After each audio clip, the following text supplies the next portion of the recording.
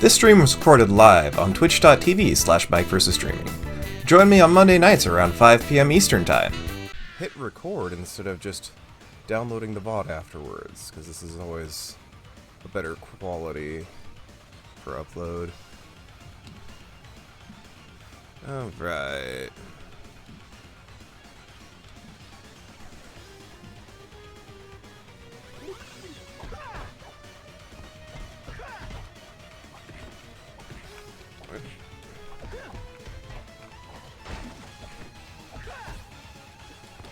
There's my jump. I don't know why I didn't jump at first.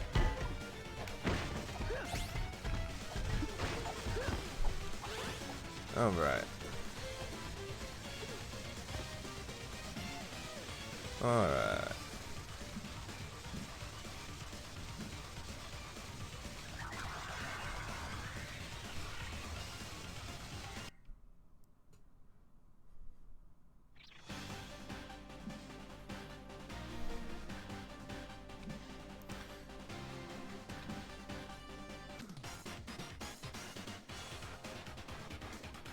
Good luck, Rangers.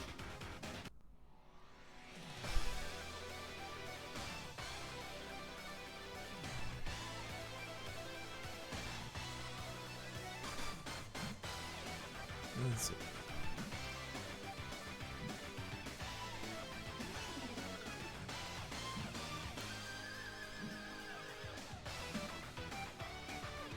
Woo! Joining the party!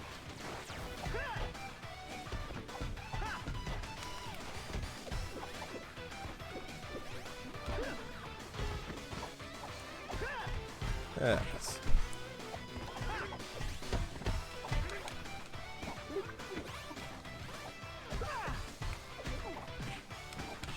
Ah.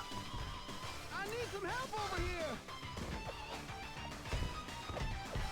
It does sound pretty close.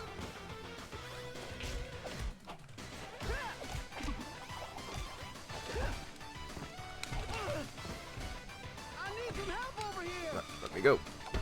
And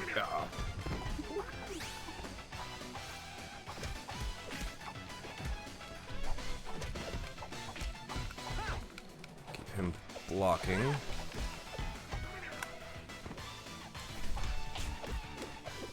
All right. Who said you could hide there? Stealth putties are not allowed.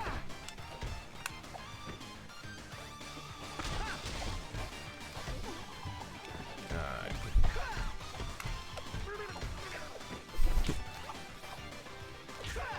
They're a little bit deep sounding for putties.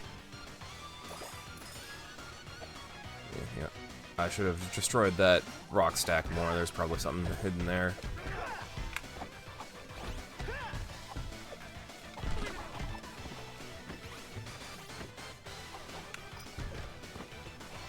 Man, it's like the foot soldiers in the Turtles games. They have extra colors for.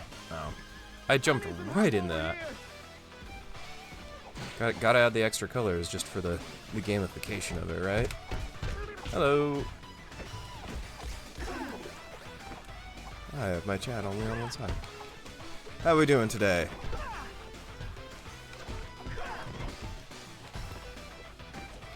You're out of time!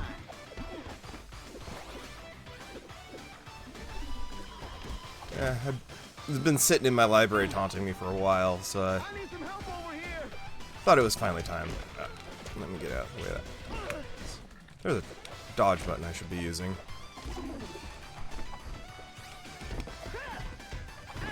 Ah. I need some help over here!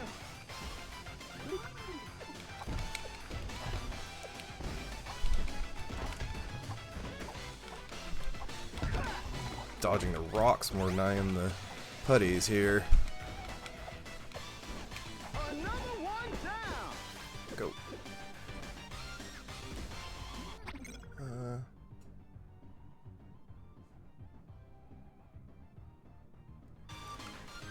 I don't know. I did hear a lot of what they were. Oops. That's. I need some help over here! I did hear a lot of the bad stuff, but I also saw that they had addressed it pretty quickly. And it's just one of those things where I should have specialed there. It's just one of those things where, like, you get that initial bit of the news and then you don't hear the follow-up when things change. Let's see.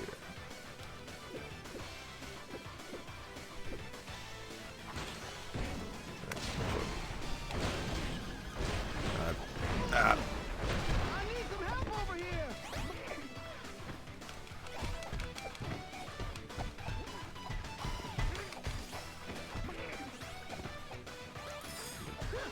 Coins don't seem to disappear. I want to find out the hard way. Yay, ground food! I'm guessing that's going to give me a special that I'm close to already.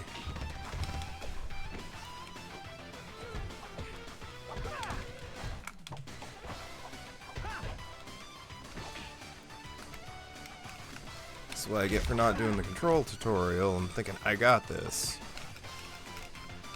What is the special button? Move list. Attack. It's just Y. I thought I pressed just Y.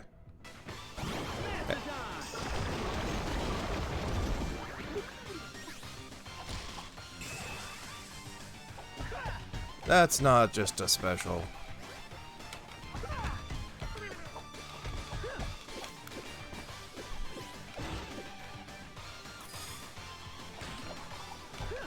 Did these putties come out of that sign?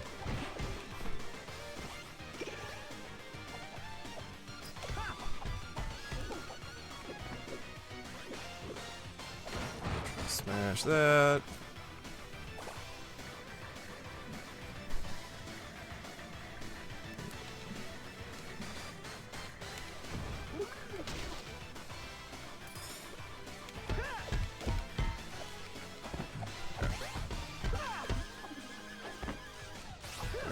There it is. Ah. I need some help over here. Yeah, I saw that. I just skipped. This is not gonna go well. Okay.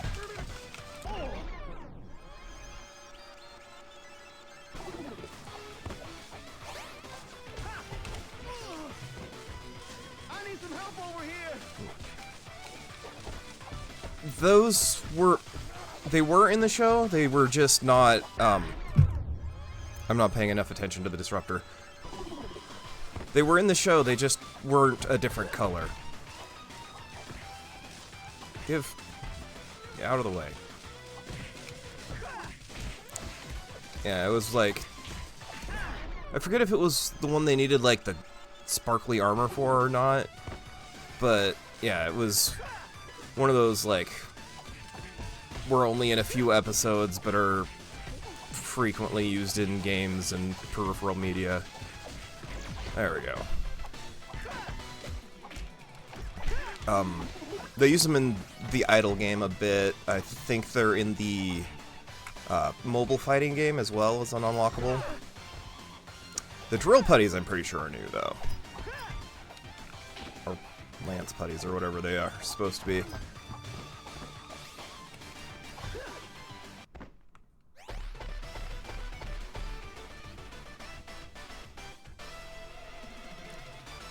It would be nice if they could expand on it a bit, but I mean, it wasn't necessarily going to be a guaranteed success. I don't know, it'd also be neat if they could, like, move forward in time and, like, do a DLC that does, like, the Thunder Zords, and then, like, they can use the Die Ranger suits as an unlockable. Ah, I was not paying attention there as I upgraded my strength. I was just pressing button to continue.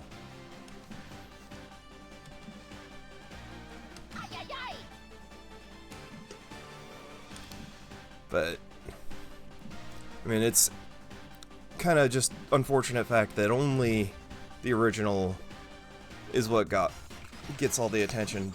But also, it's nice that it's so universally recognizable.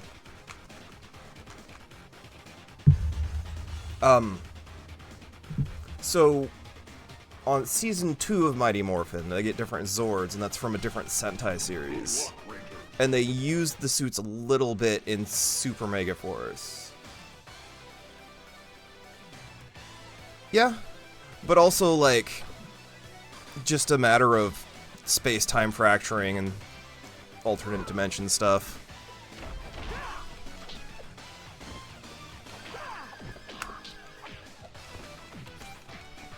I believe in the comics everything kind of happens simultaneously, too. Those papers aren't smashable.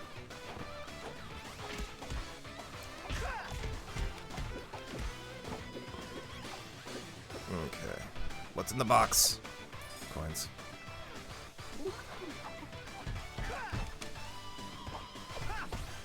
As he just decides to end life. Ah. Out.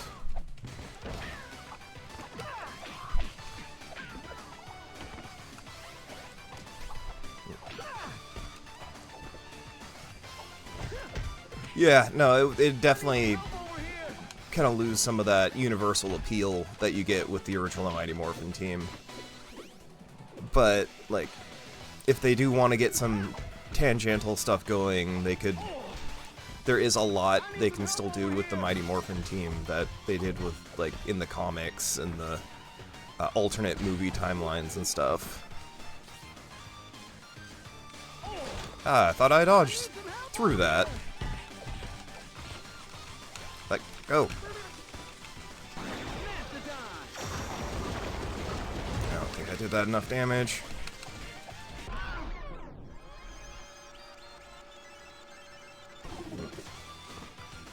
Oh no, and as far as like games we get that are playable, there isn't a lot of Kamen Rider stuff.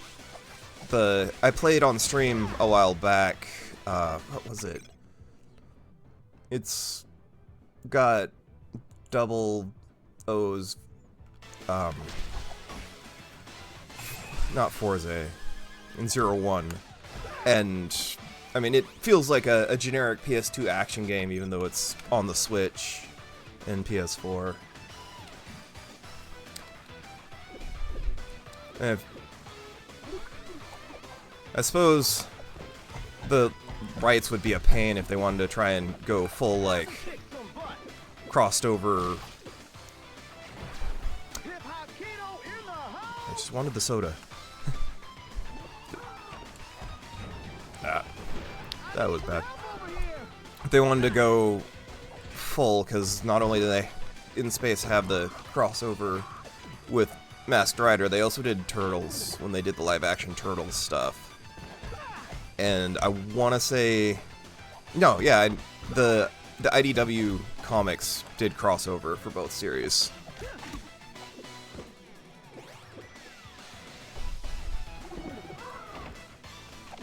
But Turtles is the side of that that gets more crossovers, like Ghostbusters and Batman and stuff. Yeah, I can't say I've been following too closely. Yeah, it's all rights issues. We can want all the crossovers we want.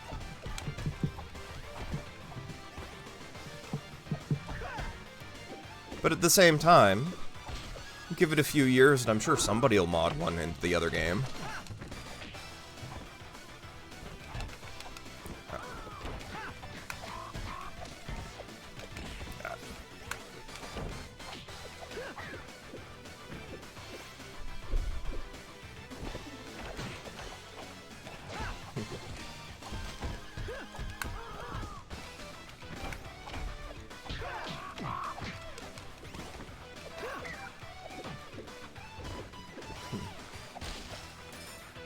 I mean, anything is possible when the game loses support.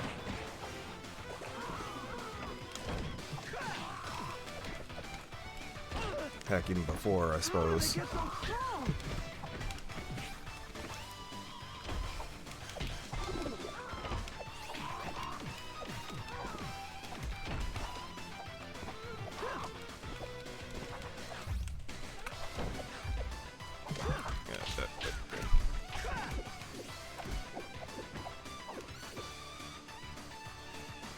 I want to say I completely agree with you there, but that said, it's just one of those unfortunate, the game can't take years to come out, otherwise they just lose their funding. But yeah, I completely agree, this ended up rushed.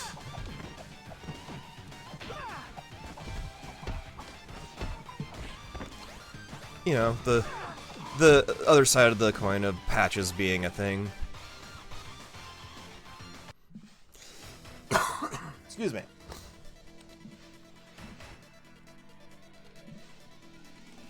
Yeah. That one's not close. Can't dodge through that.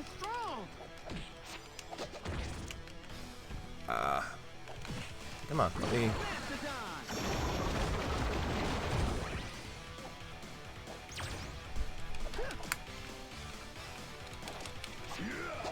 I need to get a better a controller with a better D-pad. I'm using an Xbox 360 controller. You know, notoriously bad for their D-pad. I'm gonna be playing more 2D games like this.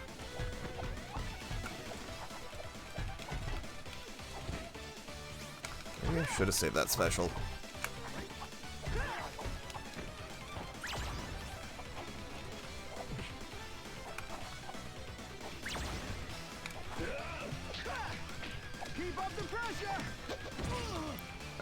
Should have dodged through, not.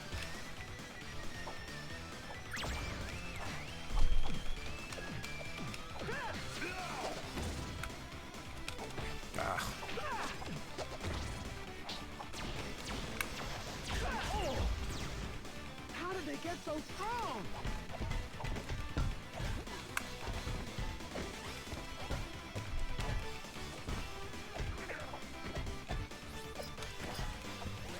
I don't know what you were trying to do, but... No thank you. Have another.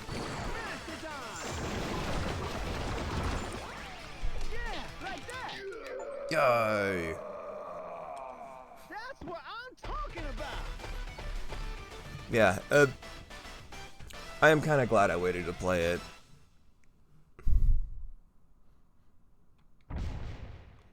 B.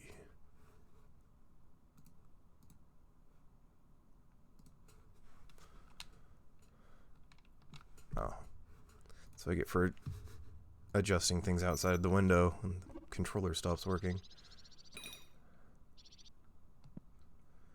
A little bit slow feeling. Let's bump that.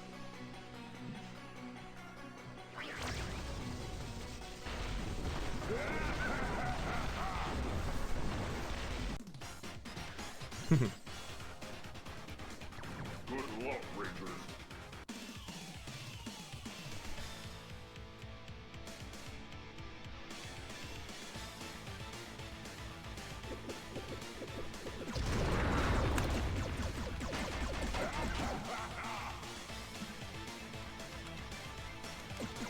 I'm not sure how important. Is there a charge? No, it's just a hold to keep firing thing.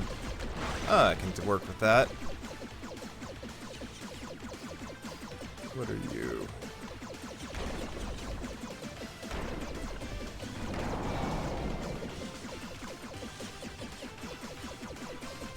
Another one down.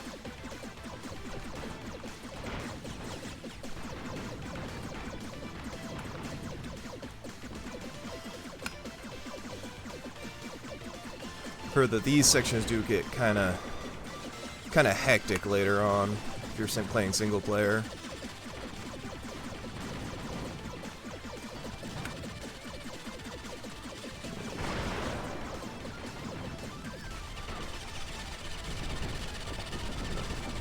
Hello. Oh.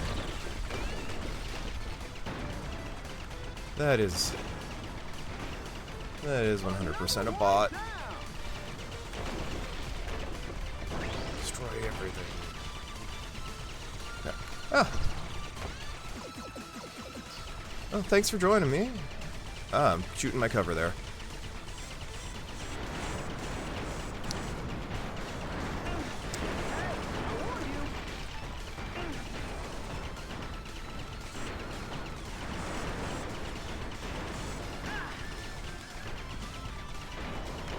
I have a special meter in this mode I should probably be using.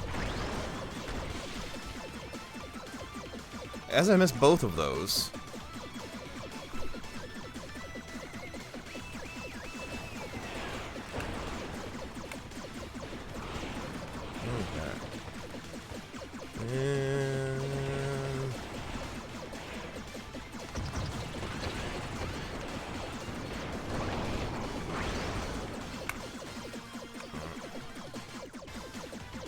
No, you don't. Sorry, buddy.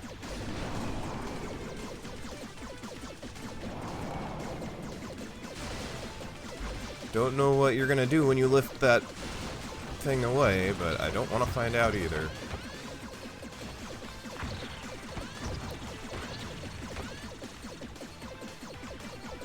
Is that door gonna open? Okay, I don't have to shoot it. Then,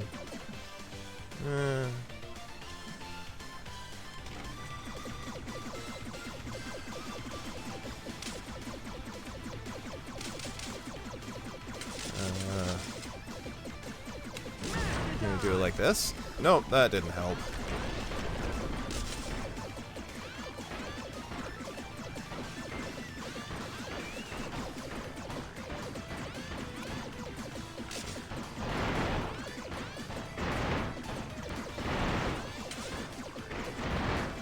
Those are rather violently exploding. Oops. Ow.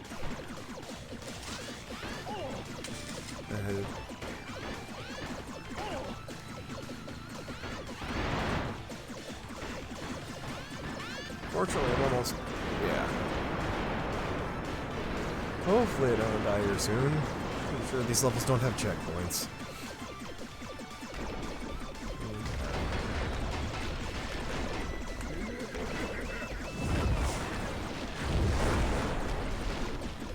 Health. Give health.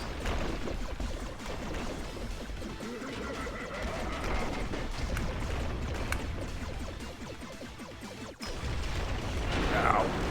Darn it. Hey, I warned you.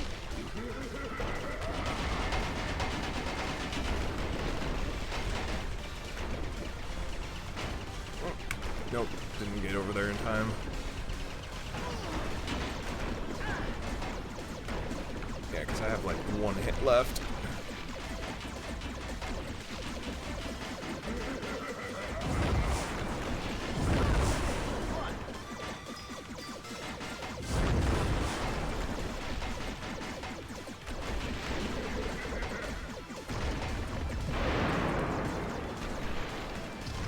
Jumping didn't work. Okay, so it did bring...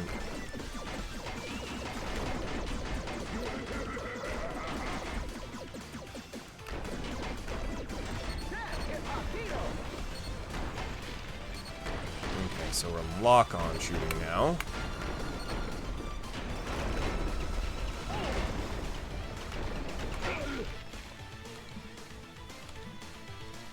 You fools will pay. I died. But still did better.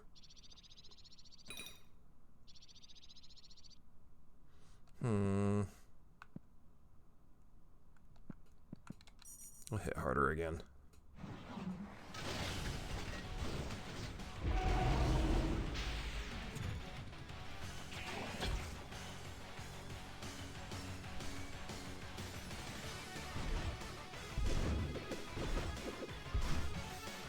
Taste my shield.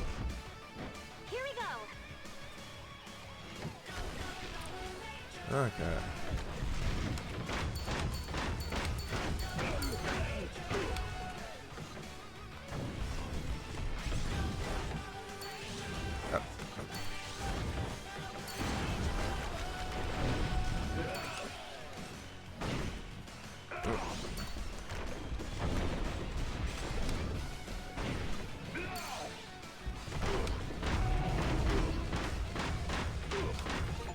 I almost feel like it should be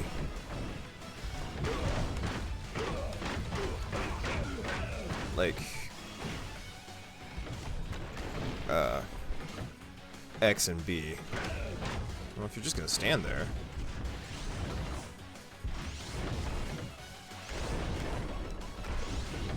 As I dodged right into that.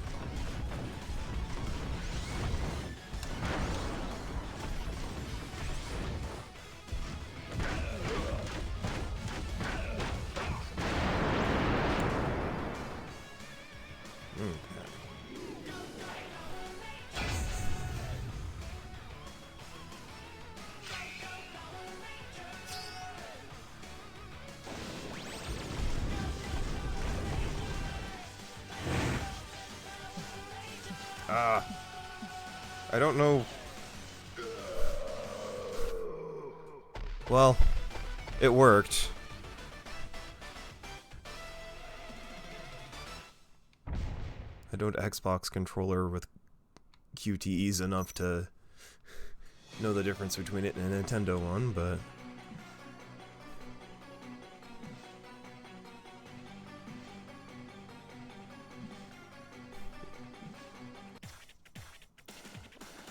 alright. Don't think I've gotten any arcade parts.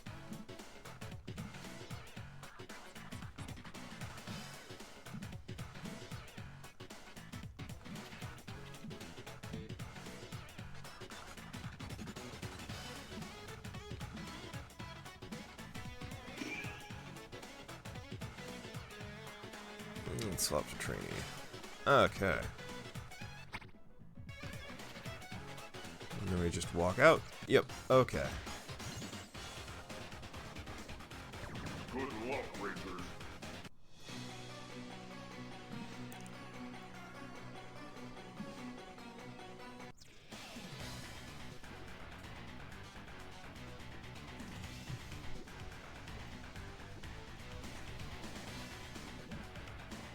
Do like the music from this game. Ready for action.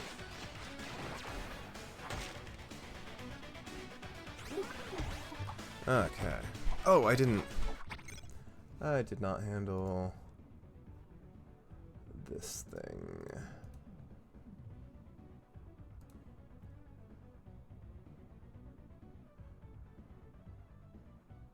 Report.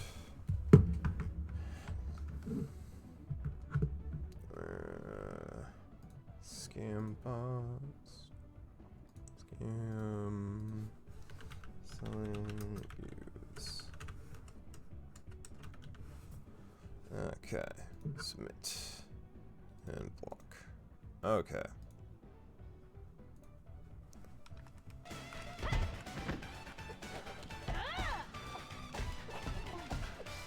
Mantis style. Definitely noticeably shorter. That's fine.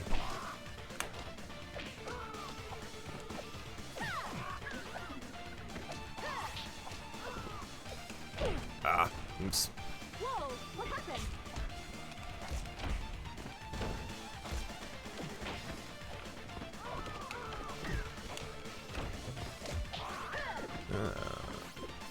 Okay, are these barrels breakable? No. This stuff breakable? It is. Never know what's going to be hiding stuff. Just like the turtles there.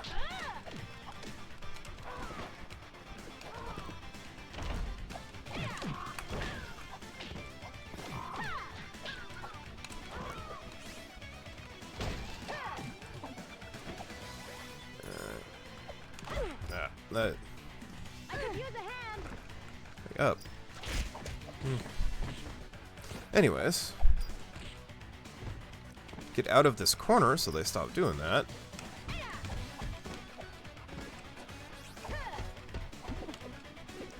And hopefully it has health for me to...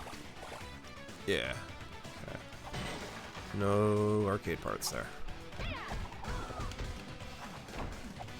Okay. And... You're out of time.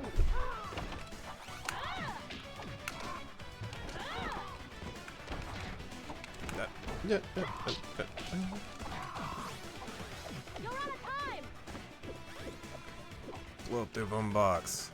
No? Oh, there's something here.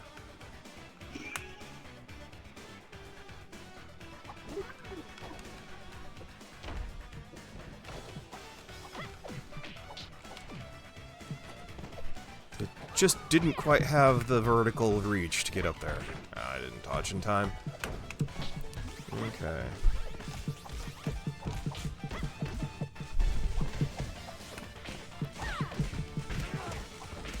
Saber-tooth tiger.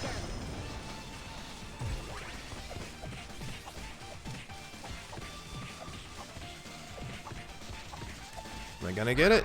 No, just barely didn't. It's close though. Will not get hit by it this time. Well, oops. Should have jumped. What happened?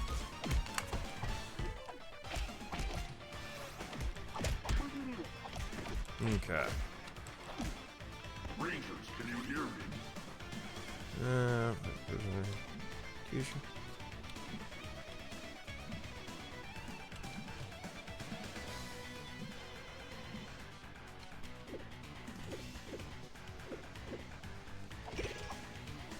Okay.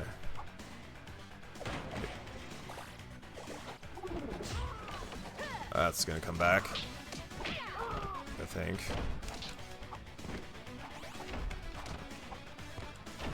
I thought that for sure that I-beam would come back.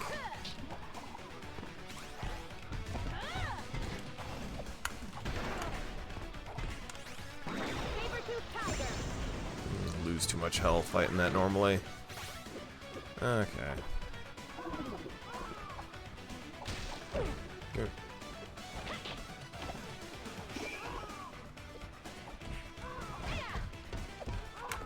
That's not what the bottom of our arcade stick looks like.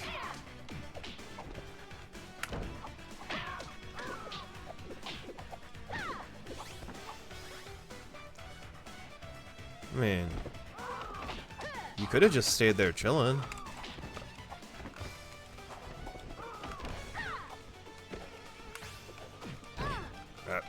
Too close. Use a hand.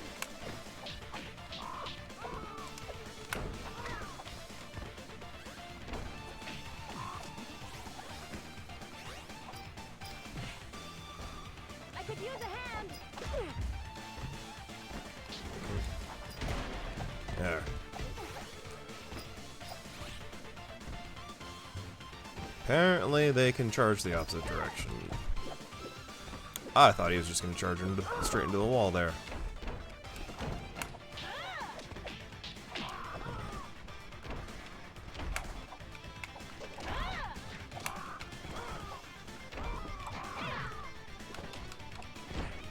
I did not Whoa, what happened?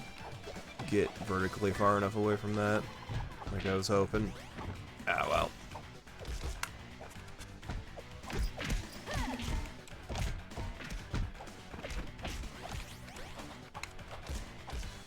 Isn't there a... Yeah.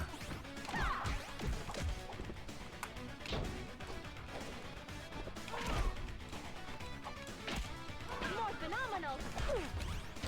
Till you get punched in the face at least.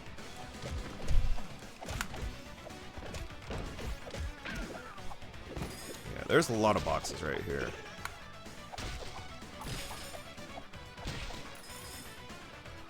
Is that a box I can...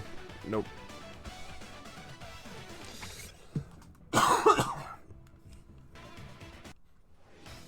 Alright.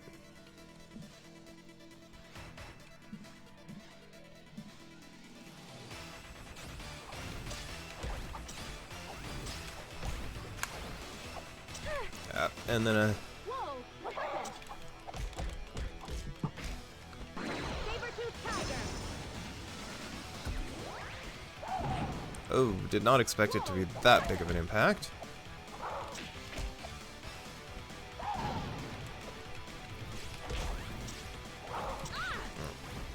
Whoa, what happened?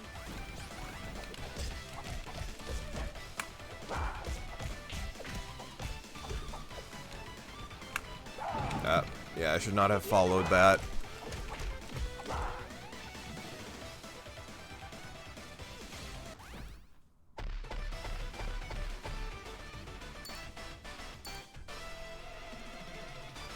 I'm sure I'll get to the point where I'm good enough to get S ranks.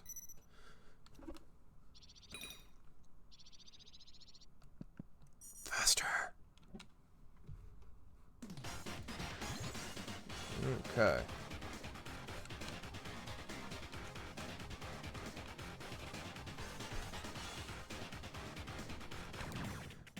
Let's swap again, because who needs consistency? Okay. Good luck, Rangers.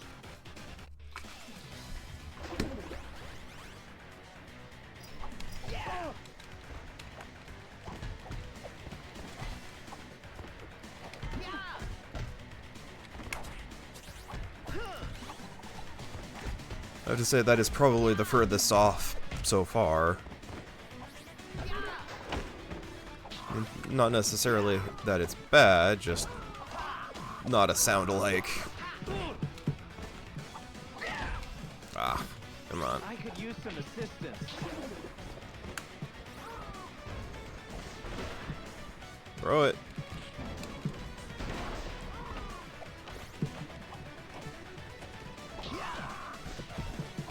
Okay.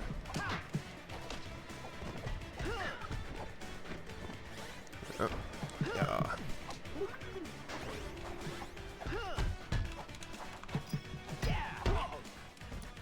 Okay, I'll need to try again.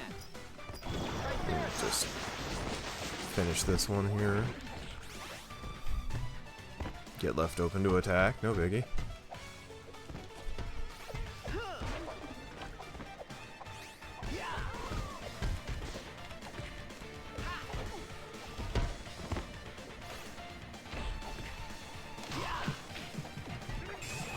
Probably should have saved that.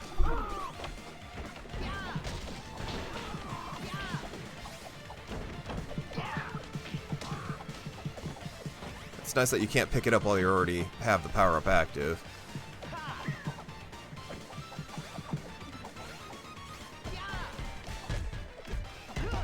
It lasts a while, too.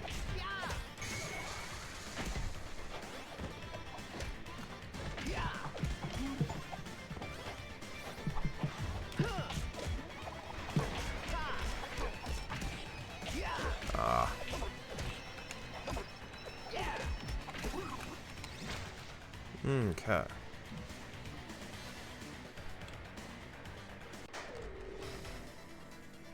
No, power-ups ends.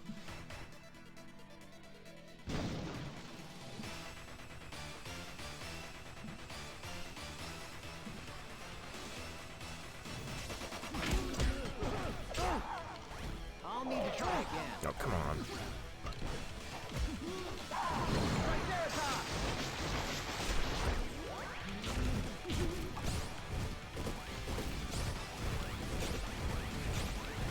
I'll need to try again.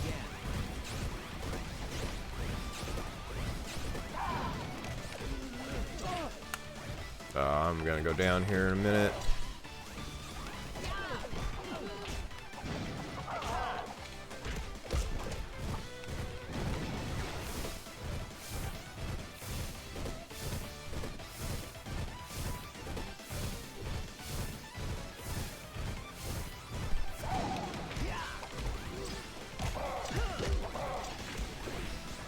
Yeah, oh, God. One more hit. Try again. There. Oh, no, I have defense for it. Okay.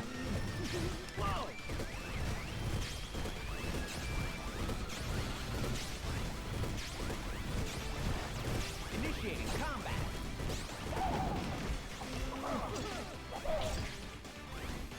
I'll need to try again. No.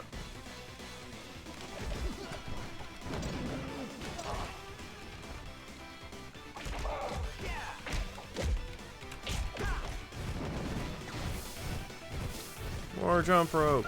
Whoa. I could use some assistance.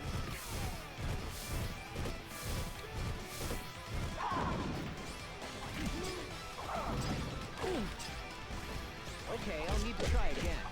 Almost got one down.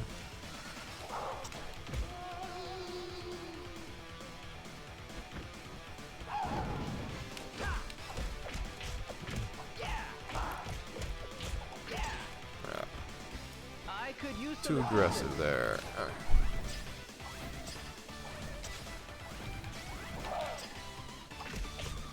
And there we go.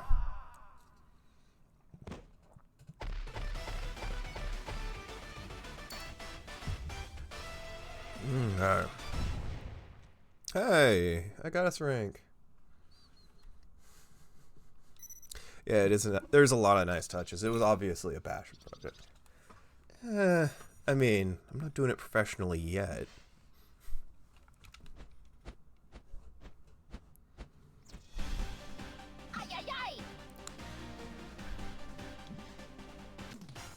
Okay, swap again. Another common thing I see about this game that I agree with is the lack of unmorphed stuff. Like, I do have the SNES game, that is kind of a nice touch. Okay. Not as maneuverable as it first appears. Okay.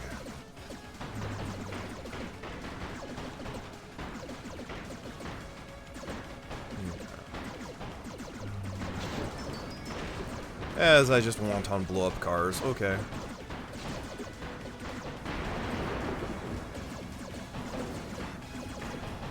You're out of time. Oh, it's not very close either.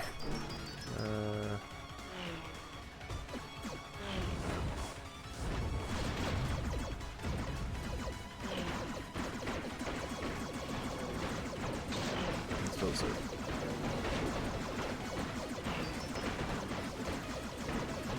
Yeah, I mean, there's a matter of just the amount of work. It did get me. Because they already have some of the sprites for the unmorphed sequences. I don't know if it's from a scrapped thing like they were originally going to do it or anything, but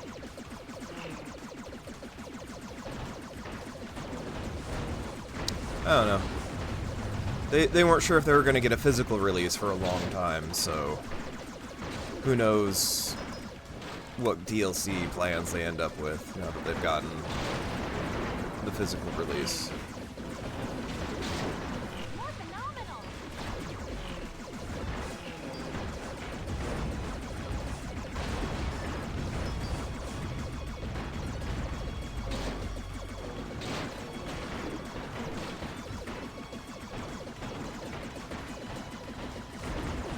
Did I miss the time?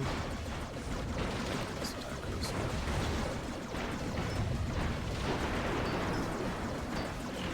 Yeah, no, there's a lot of potential, but I also don't think it was in the scope of the game when they were looking at it.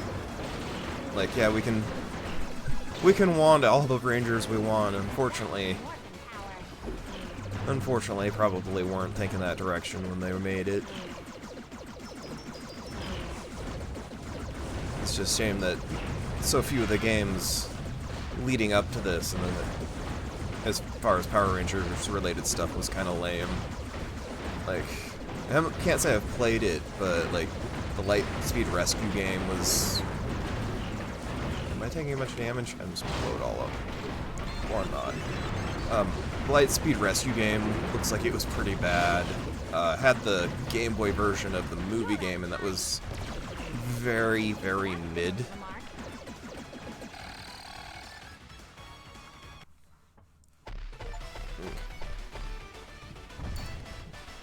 Hey, I got both on that one. I mean, it's the thing about that being, though, is since it's a dagger to a sword, it's a very different like reach and how much they should be moving and stuff. So it would have to be its own separate thing.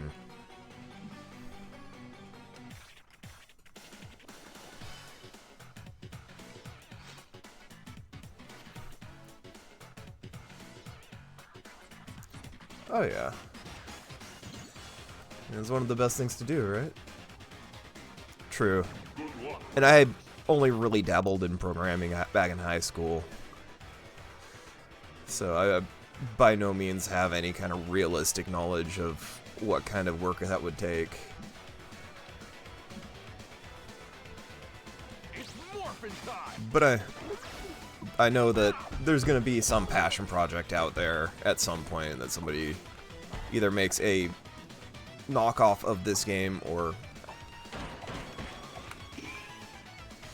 like a mod for the game that adds a bunch of stuff like that. Little help, team!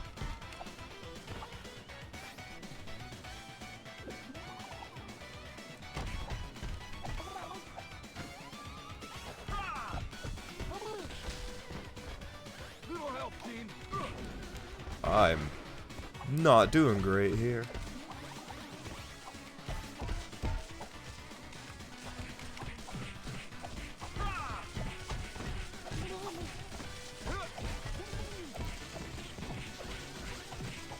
I didn't get it the first time. No, there's a God, what was it called? It's like Teenage Mutant Ninja Turtles Radical Rescue. It's a big fan project that they made, like a, I think it's based on the second NES Turtles game, the one that was based on the arcade game that has like 34 or something different Turtles characters in it. And Power Rangers is a big enough franchise where we could get a project like that inspired by this game, and it would probably see some pretty good adoption.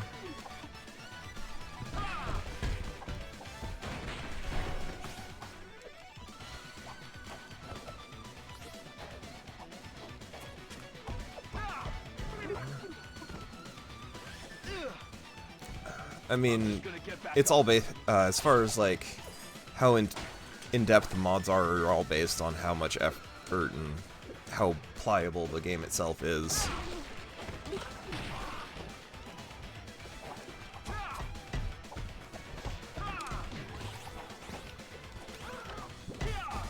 I mean, it's not just the developer, unfortunately. It's got to be the team that works on it too.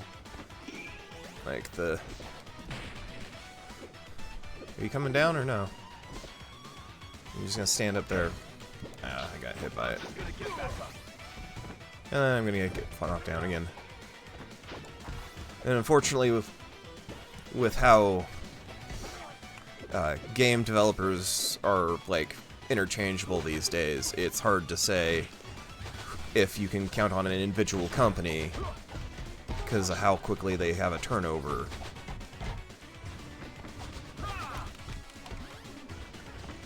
Until you get into the small companies like Yacht Club and I don't know, Pocket Pair said the other day that they were all feeling a bit sick, so they had to go home and play Monster Hunter Wilds.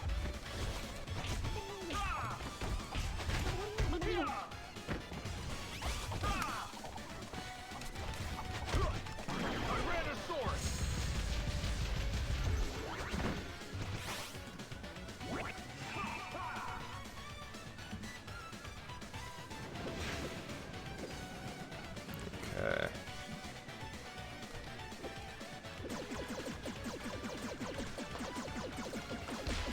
Oh yeah. That.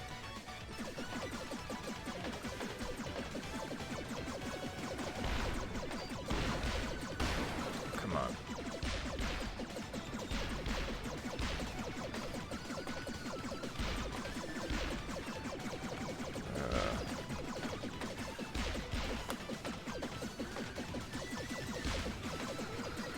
I don't know. I think there's potential for, like, obscure old Toku series to get revived in video game form for anybody who wants to try and hit that niche fan base of something. You know, there's Metal Heroes and...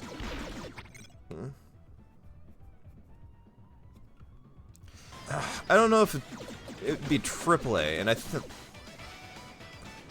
there might have been a tie-in game for the live-action movie that came out a couple years, probably 10 plus years ago. But Yeah, it's definitely not not like what you think of when you think of Speed Racer.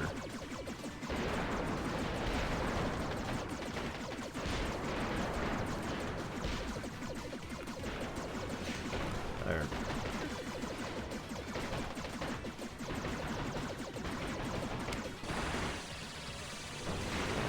Oh, gives me a laser. Okay.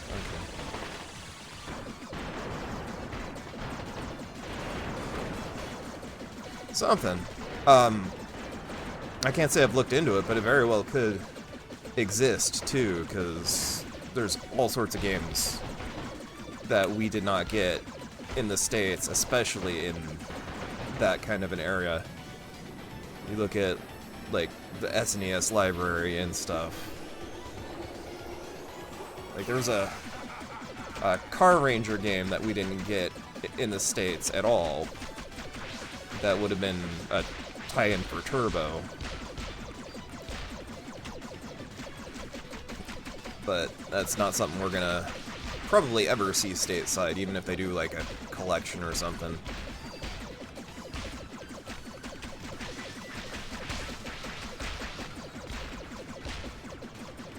Oh, there we go.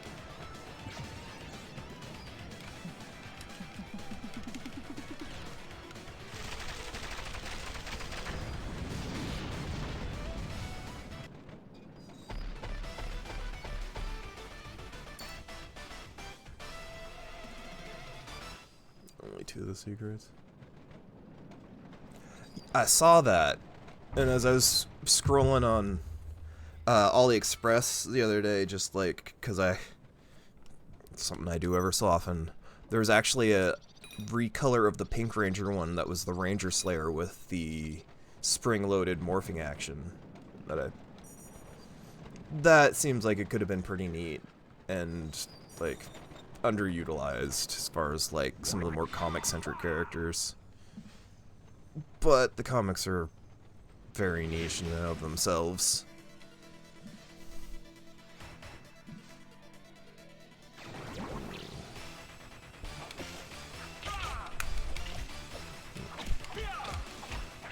Ah. A little help, team. I'm not timing these dodges well.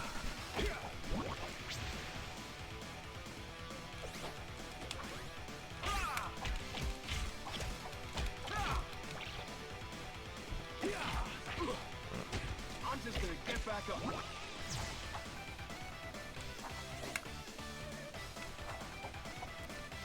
Ah. Okay, so he has a twinkle if I take too long.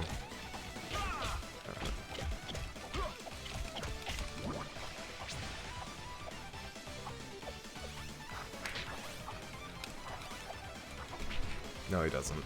That's just him about to attack. Oh, come on. No, that was the right one. Okay. Are you gonna come back with less body parts? Like the Super Nintendo game, too?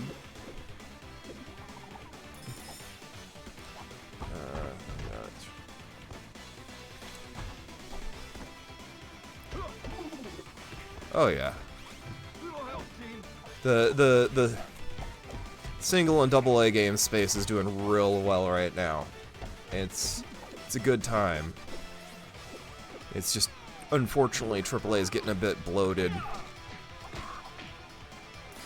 Which, you know, it's not saying there isn't a space for games like that. Like that Indiana Jones game looks awesome, but I don't think a lot of people have the computer for that.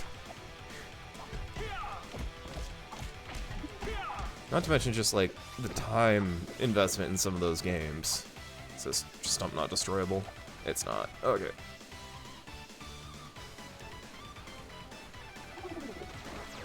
Yeah, just let me toss myself in that grave. It's okay, the enemies do it too. It's morphin' time.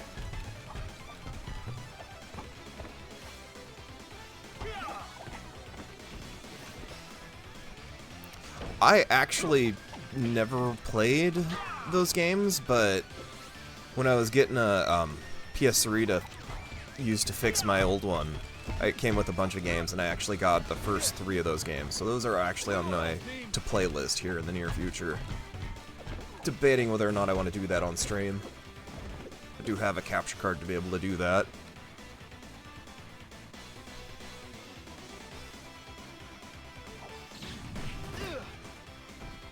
Okay. All right, Rangers, let's do it.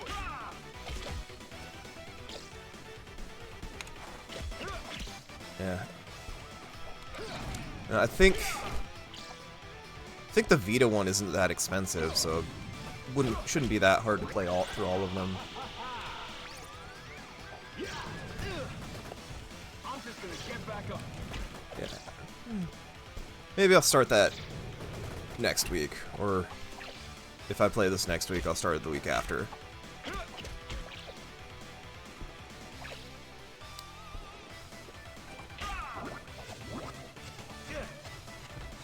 I'm just gonna get back up. That is not how I dodge bones, or any of those little energy balls.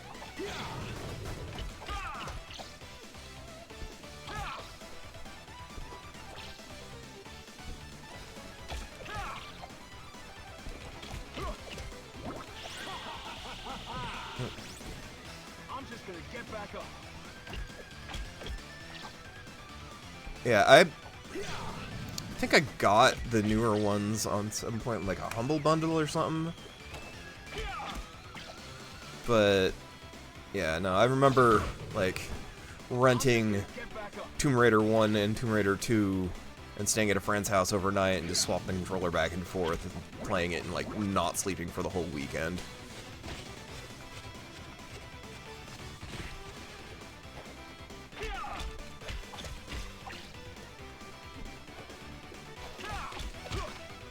Okay.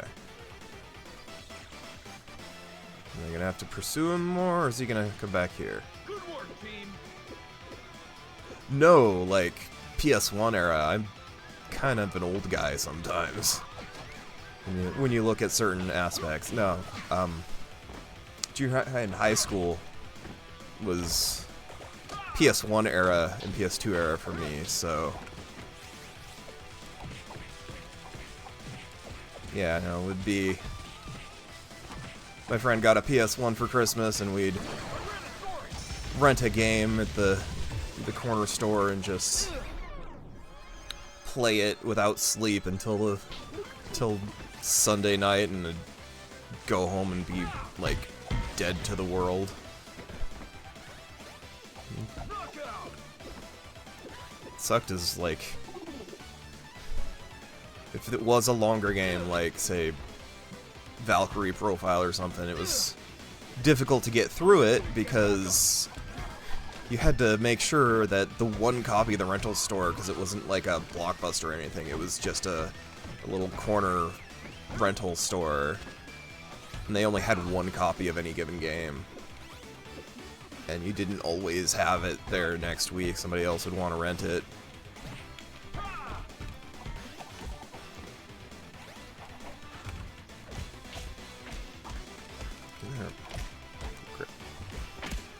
They're dedicated crap. Nah.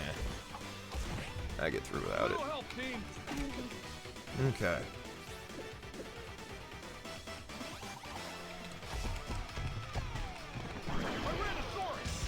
Let's just save on the health here. Oh, I should have saved on health here.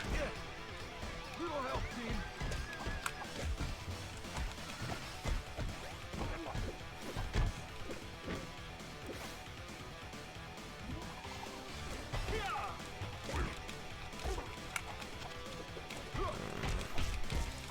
Okay.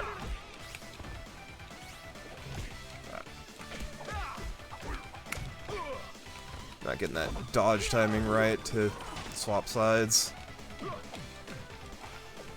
Do need to hit that pumpkin before I move, though. I'm not doing good on health. Like that. Cool. Almost full.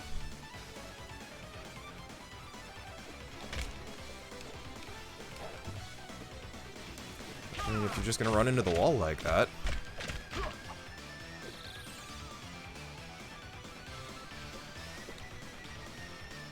That was not what I was expecting attack-wise. Little help, team.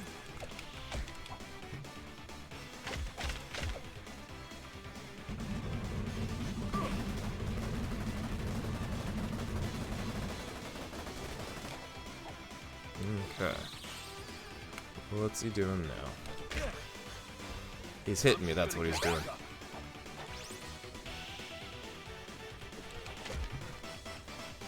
I have a special.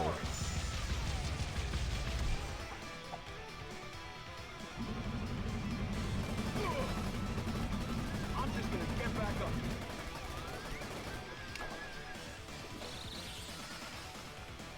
Not trying to attack him while he does this.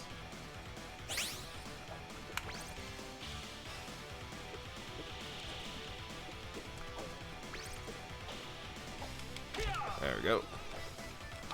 Is this gonna be it? I don't think it's gonna be it. But yeah, no, one more round.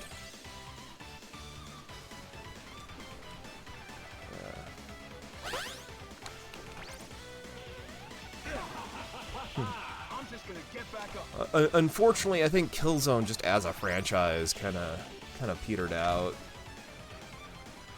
So I think the best you're gonna get is emulating it at a higher resolution. Getting an emulator going for that.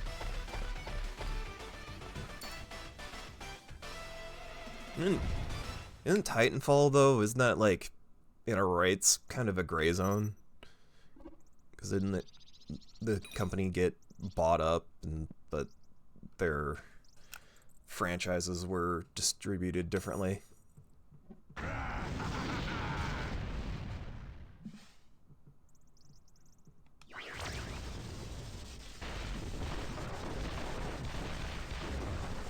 Ah.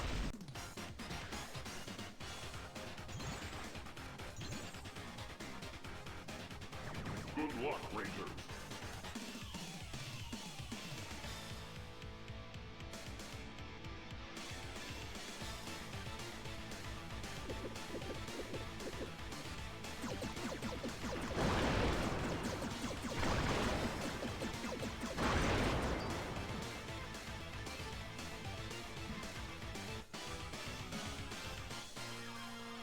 Got it.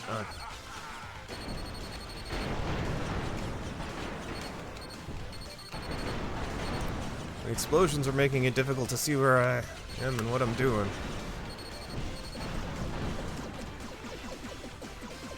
Oh, missiles ran out.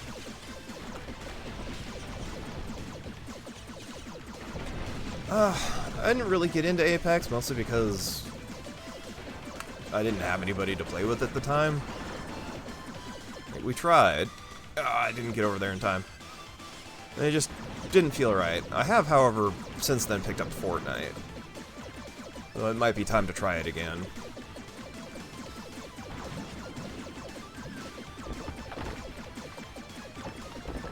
Frequently get people telling me I need to start playing Valorant too.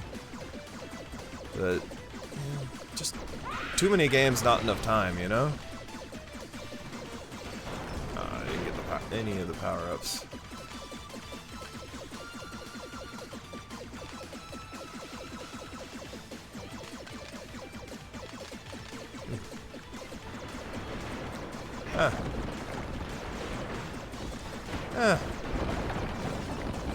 I mean, it's just a matter of preference. Yeah, it's a shame what happened to Overwatch. Honestly, that is what started me on playing Fortnite, is how bad Overwatch 2 was.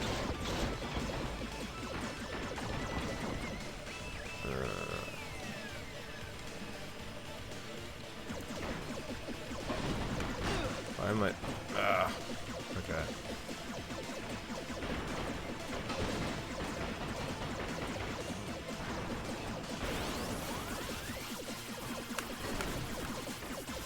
Go down, please. I don't know. I had the biggest problem with Fortnite back when build was mandatory. Now that I can just be an old man and play zero build, it's far better. And it's not like I don't like the gunplay. Oh yeah. That's just, unfortunately, the price you pay, and I don't mind it so much in, like, if I'm not paying directly for the game, but if I'm paying for a full-price title, I don't want the battle pass, especially immediately after release. Like, if the games have been out for, like, 5+ years, and it's how they're funding continued development, and it's like how they're making DLC, but the people who don't buy the battle pass still get chunks of it too, I can see that. But, like, just the general, every game, every time, it needs to have a battle pass, even if you paid $60, $70 for it, yeah, it's a bit much. Couple of exceptions. The battle pass for Gunfire Reborn is just, like, a free, I don't even think you can pay for it. And you pay for, DLC, I'm getting hit every time here. You pay for DLC characters, and the battle pass is just, like, emotes and stuff.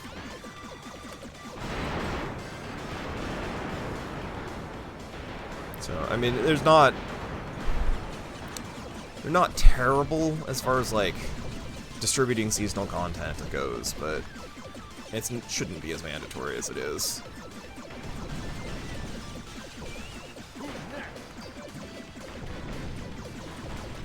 But that is the price that we pay for our corporate overlords.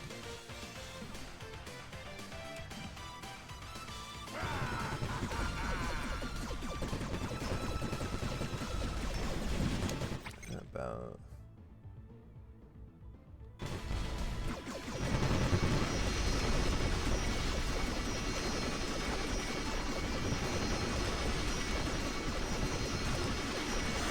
I mean, it really depends on the implementation. It's like, if it's got rewards, and it's not something you're paying for, it's probably fine for it to be infinite.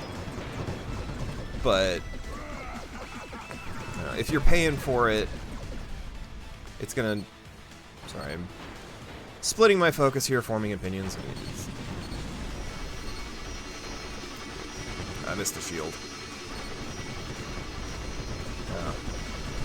It depends on what the infinite is. I'm more of a fan of give me a battle pass, and then even if the new battle pass comes out, let me finish it.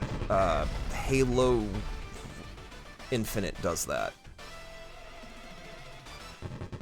Where, like, if you buy the battle pass, you just have that battle pass, and you can progress it even if that's, like, 2 years ago's battle pass. And I think that needs to be something that gets more standardized. Let's max out strength here.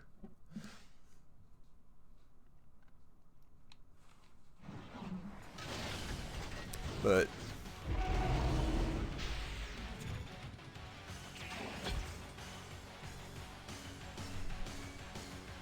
oh yeah. Honestly, I almost like a gamble. Like,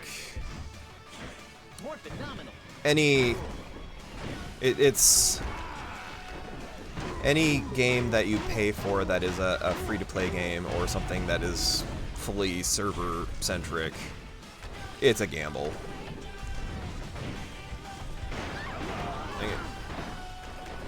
So I mean, gambling rules apply. You don't pay anything you're not willing to just lose outright. I said I have paid way too much for Fortnite stuff, and I will be sad, but it's funny. Oh yeah, it does, and honestly, it's a symptom of where we're at in the game industry right now. They pay way too much to get into a game, or get a game on the market, and then you have to still support it with all the after release support because you didn't bother finishing the game in the first place.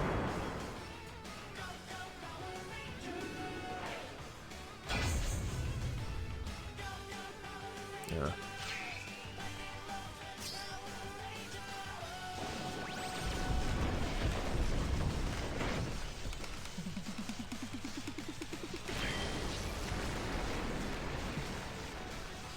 Yeah. But what I don't like even more, though, than, like, yeah, it's digital DLC. I know I'm not gonna necessarily, like, have it if the game goes down, is the, like, you look at those game collections, like, I think the Spyro collection and... No, not the Spyro collection. The Mega Man collections, like the X collections and the Classic collections, they're... like, half the games are not on the disc or cartridge, even though they very much could fit on that disc and cartridge.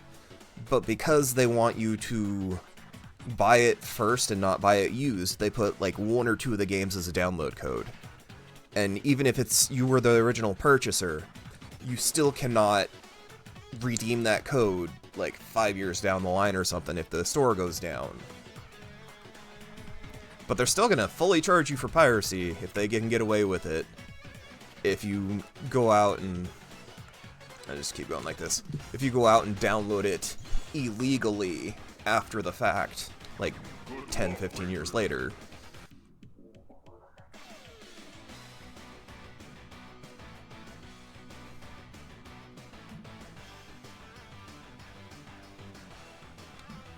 Like... And unfortunately, games are getting so digitally large, that even if you do buy a physical copy, the whole game just can't fit on it. Like, a Switch cartridge is 32 gigs, and since the Switch is mostly working with 720p textures and stuff, it usually fits, but you get, like, I don't know, the new Call of Duty is like 120 gigs, and even if you have a dual-layer Blu-ray disc, that's still only 80 gigs of it. So you still have to rely on downloads, and, like, okay, I physically own this game, but the disc is too small and the storefront's down. If I go 10, 15 years from now, want to play this campaign of this game, and you just can't. But, hey, if you go on the Pirate Bay and download it, you're still an illegal pirate. They are heavily discouraging it, but even the PS5 Pro still has a disk drive option. Because there's still, like, rural parts of the world that you are stuck with dial-up connections, and so it's just not feasible if you want to serve these people to have completely digital distribution. But unfortunately, since they're not going back to cartridges, like, you get some proprietary connector on an SD card in an enclosure kind of deal, and you just, like, distribute games that way. Yeah, it's going to be more expensive to get the physical cartridge because a 256 gigabyte SD card is more expensive than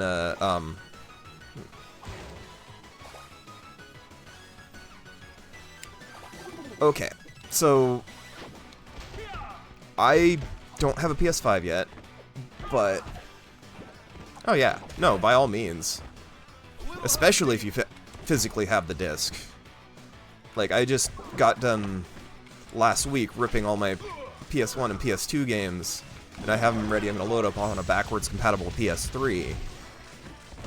But, like, distribution of new games, they need to figure out some better way to do it for places that don't have good internet.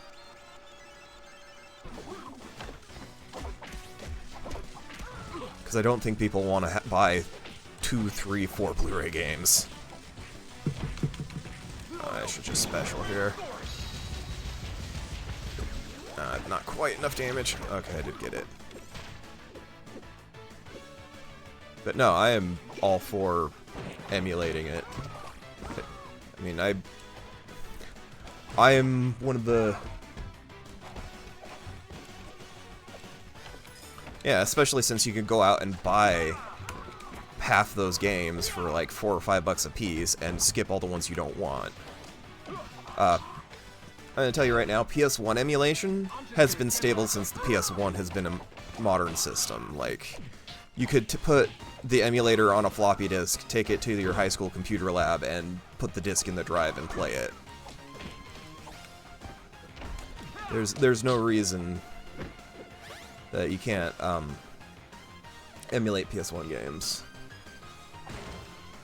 Whether or not you physically own them or have, like, you know, proper rights or whatever is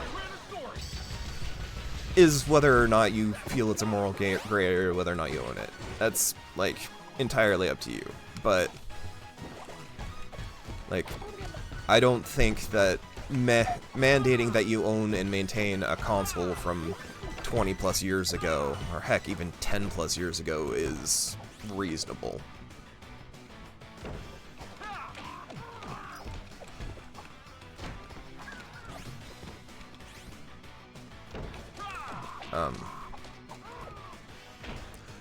Another good one, if you're looking at, like, setting stuff up for emulation, the PSP is super easy to mod, and when you mod it, you can just use the UMD drive to rip the games directly to your PC.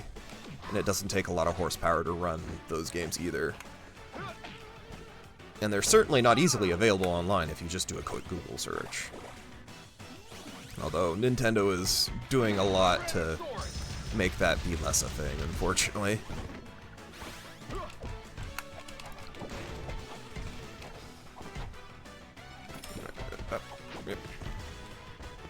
I'm just gonna get back up.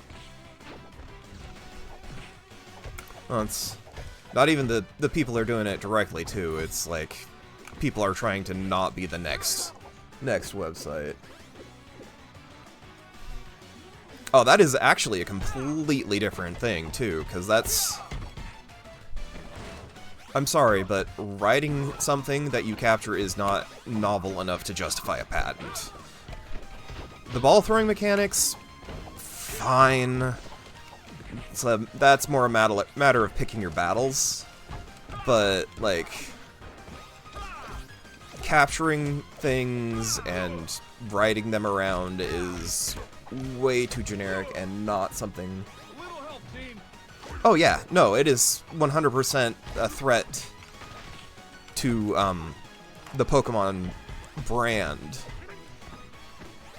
I wanted to pick up the health.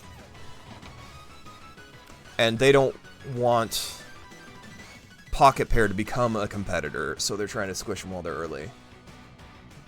Yeah. But it is entirely a business practice thing, and unfortunately Pocket Pair partnering with Sony just ignited the old Nintendo PlayStation thing back when they had the disagreements over the... I think it was like Sony's share of the game sales on the Nintendo side of things when they were going to do the optical drive for the Super Nintendo. Because that's why they went with Philips for it, and then the CDI happened.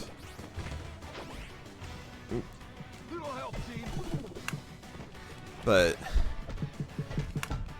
yeah, so that old like bad blood just made things worse.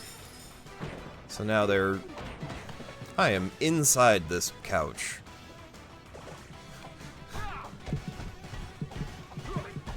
Oh yeah. And unfortunately, Japanese patents work different enough from American ones where it's very likely that they'll get to keep...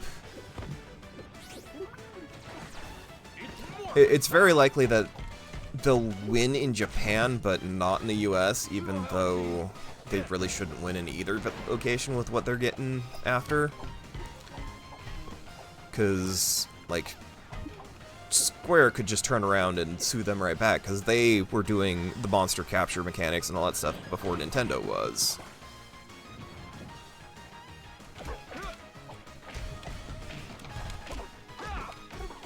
It was Dragon Quest IV had the capture mechanics. And as far as, like, writing things, that it's just not different enough, you know? It's too real life adjacent to really consider new and novel enough for a patent.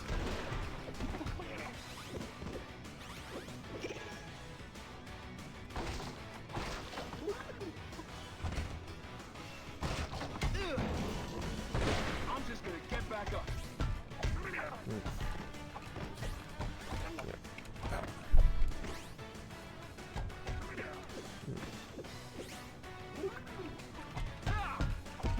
Oh yeah. And like if you dig into Nintendo's patents a little bit, they have things like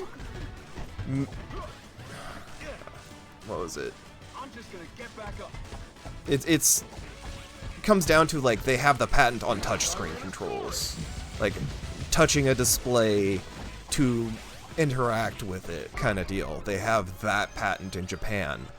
But because they haven't wanted to suppress anything that uses that patent, they've just been kind of letting it sit as a threat to everybody.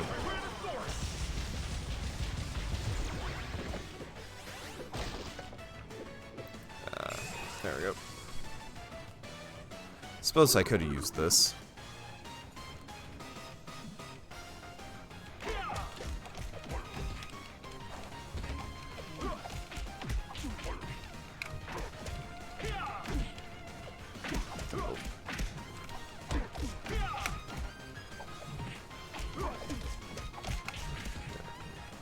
I'm just getting beat up here.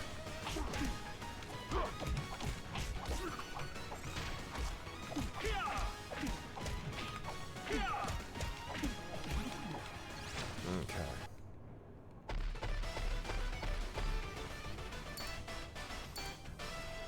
I'm getting a little more accustomed to it. I definitely want to move a little faster. More speed.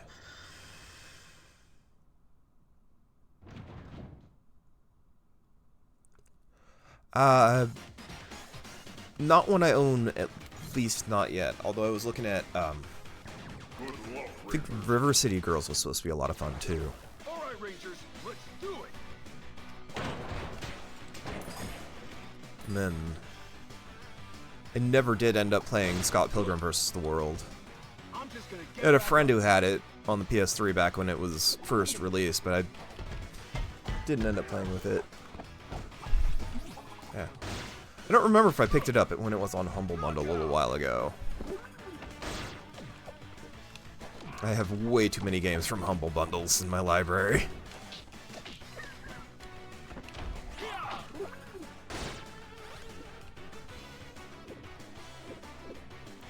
It was really popular when it first came out.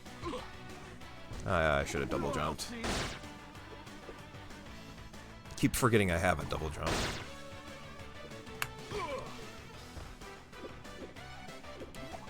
Do you need to revive it, or you just need to, like, find a way to get it the way you had it before? Oh yeah, no, that was one of those things, like, you sell a PlayStation 3 with it downloaded on there for, like, more than double the price of a PS3 kind of deal.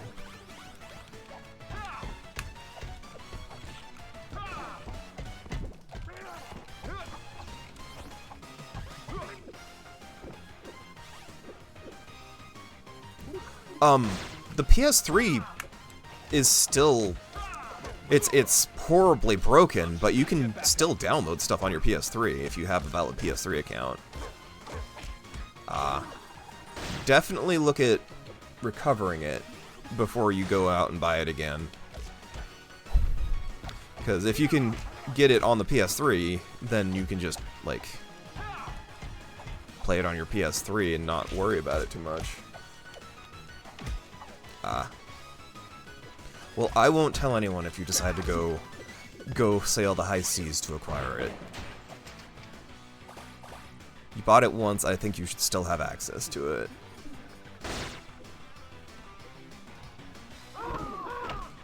I need to figure out... Oh, well, that's not too bad. Sometimes convenience is worth paying for.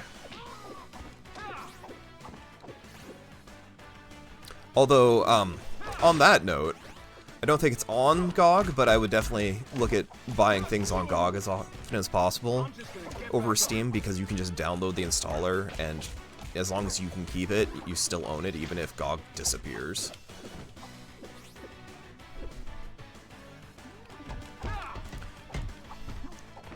And if you like older games and stuff, and have an old computer or something, or you just tinker with old PCs, having access to those original versions of those games without having to have the disc from 30, 50, 40 years ago makes a big difference. Like, I have the Quest for Glory series on GOG, and I physically have the first game, like an old Sierra box of the first game, and it comes on, I think it's 3 floppy disks. Floppy disks are so unreliable.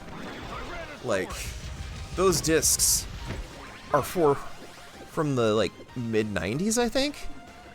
Yeah, they probably don't work anymore. And if they do work, the data that's on them is long since corrupted. But if I want to play that game on period-appropriate hardware, I just need to find a way to get it onto said period-appropriate hardware. And just download the GOG version.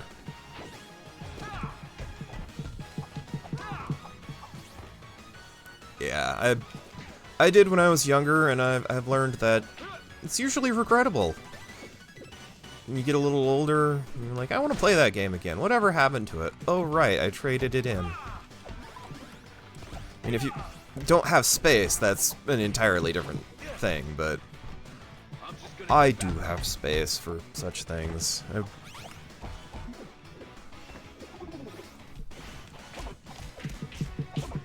But I also have, you know, adult disposable income for my child, like, hobbies of, like, I played this NES game when I was 5, I want to play it again.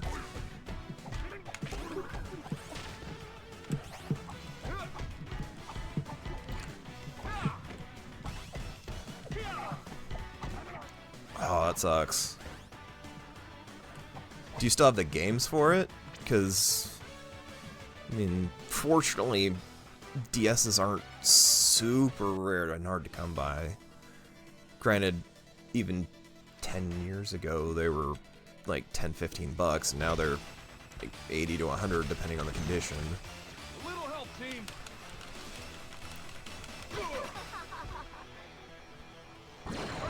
How about no?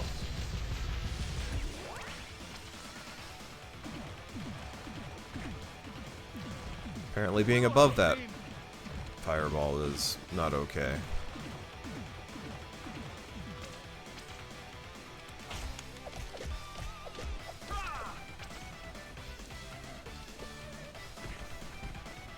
Ah, that sucks. Oh, so it was even a 3DS and not just like a regular, like, hey, stop getting hit by that.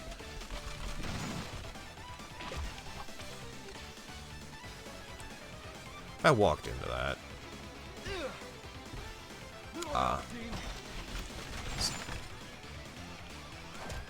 Yeah. I had somebody stole my Game Boy case when I was in elementary school, and I lost my copy of Link's Awakening like that. Oh, come on, let me actually, like, move. So I can get hit by them because of what I did, not because I'm getting bounced around. I'm just gonna get back up.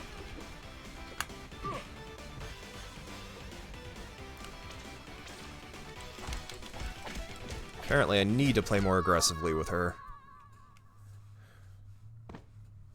Yeah. Though, I think the secret being on that kind of stuff is, like, go to your Goodwills and your Value Villages and watch for one to get put in the wrong spot. And then don't be afraid to, like, reshell it or something. It's not going to replace your game so much, but it's definitely a... Oh, yeah.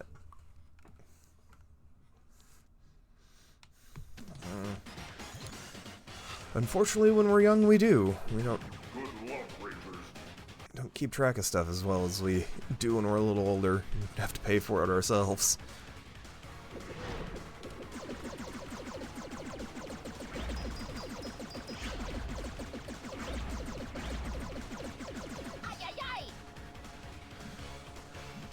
Yeah, I had a the NES edition SP and I lost it, and that just absolutely sucked. Oh yeah. Have you modded it yet? Like, there's a couple of different of those. Oh, by all means, like, look up a guide and you should mod that, because it takes like 5 minutes and they're not updating the firmware anymore. And there's next to no chance you break it anymore. They've got it pretty well down. And then you can just put a 120 gig SD card in there. You can get a new battery on AliExpress. And it would cost you like $7-8, but the other option would be to just power it with a USB battery bank. If it's a model 2000 or 3000, you can use a regular micro USB. I died there. If it's a 2 or 3000, you can use a micro USB cable in the top. But even if it's a 1000, you can get a cable that has both the barrel plug and micro USB on it for that.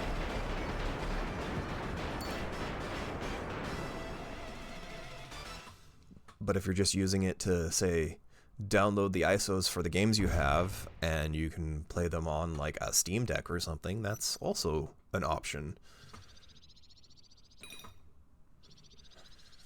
Look out for the truck. Or don't.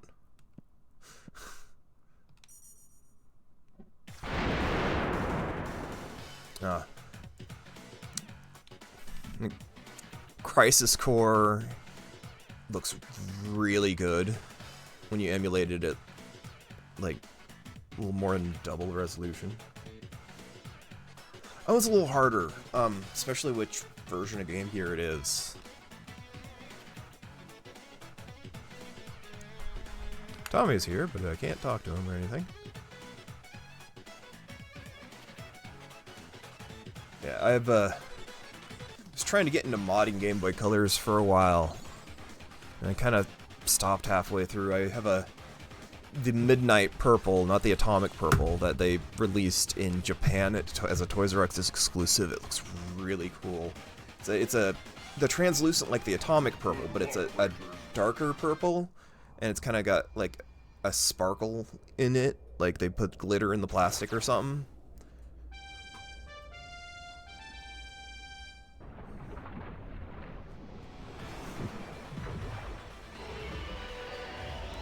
And I swapped out the buttons, cleaned it up and stuff. But I never ended up putting a front light in it because I just could not get the screen adhering properly. And they have it completely different now. They just drop in screen replacements that have better screens, but like when I was trying to do it, you had to like use this clear adhesive to put this plastic diffusion layer on top of the screen and solder in like to a couple of points for power. I'm good at this game.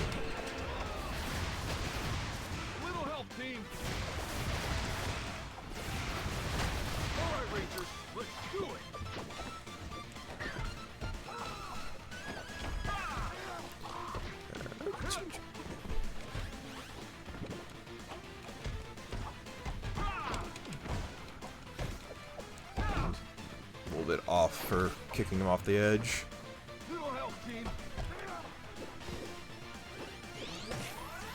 Okay.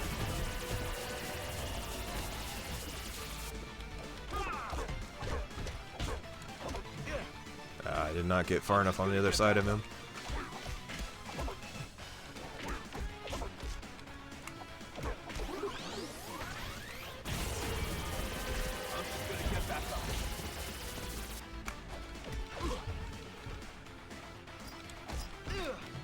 I mean, there's room for both. I'm just gonna get back up. But, I mean, they're definitely trying to emulate the Turtles game, and they added a dodge button, and I think it's more common to add a dodge button in brawlers in general. Let me just jump into those missiles, because I wanted to turn around after a dodge. All right, Rangers, let's do it.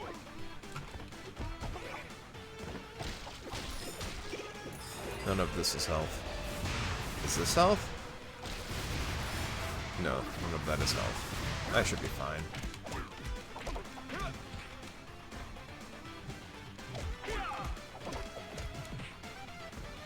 I'm just gonna get back up. That and a dodge is definitely more forgiving than a parry.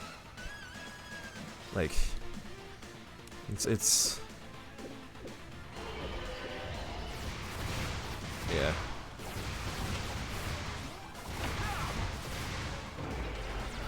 It's morphin' time.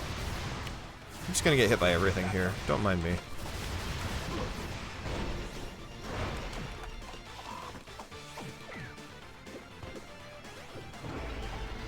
Health.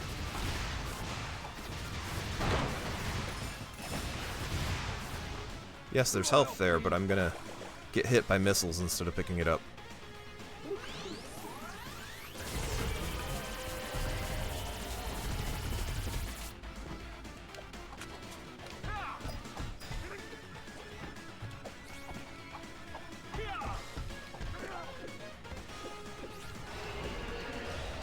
That and, like, Power Rangers are known for their backflips. Look at the opening fight scene for the Power Rangers, the movie. There are more flips in that than there has any right to be.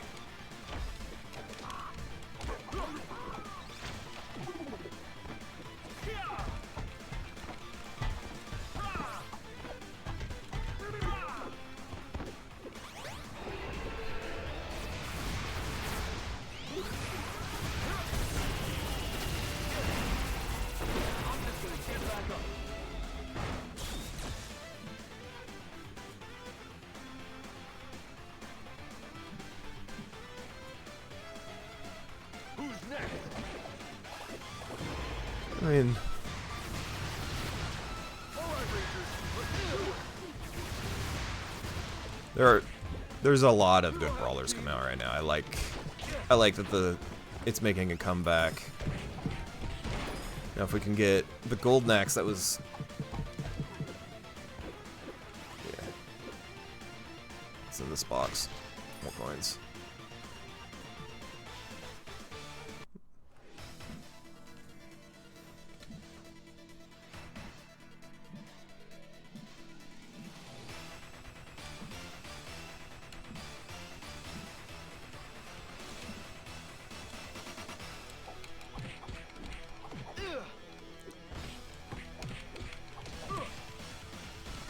Little help, team.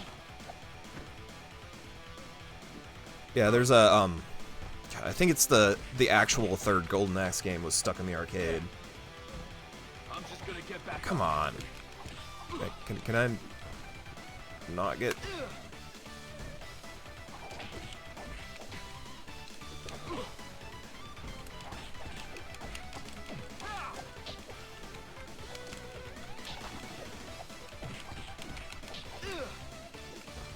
I'm just gonna get back up. This is definitely a fight where said parry would matter. It's morphin' time. What? No, it ate my special.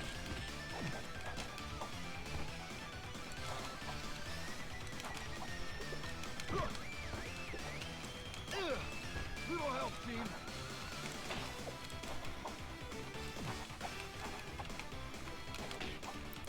Have to- Little help, team.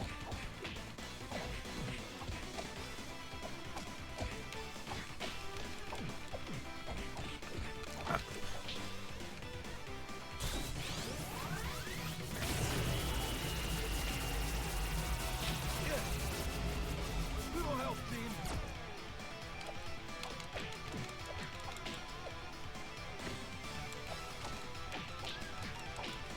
Thank you.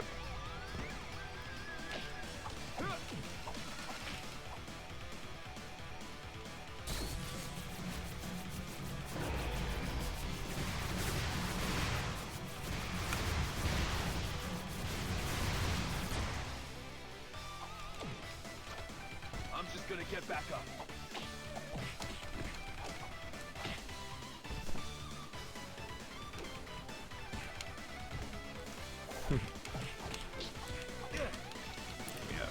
A little help, team. That sounds like a pain.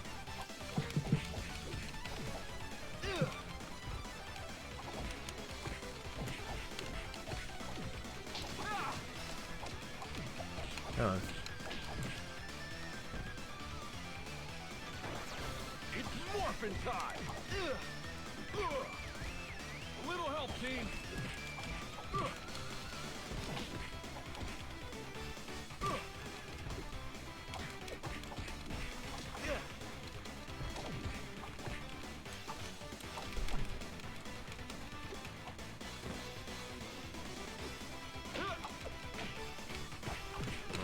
I should have dodged away, not too. I'm just gonna get back up. There we go. Yeah, this is my first playthrough, so I'm sure it's a pattern I'd get at a couple of shots.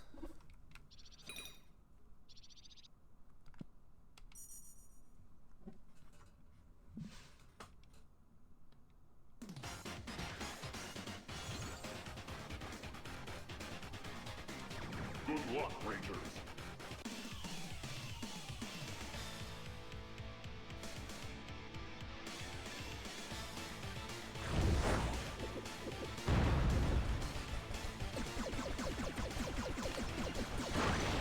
Okay.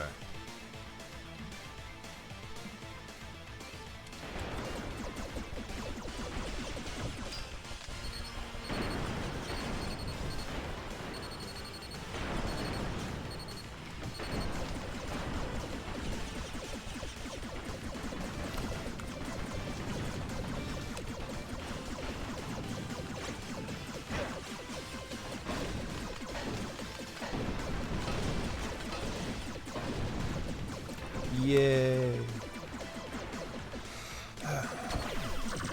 Oh.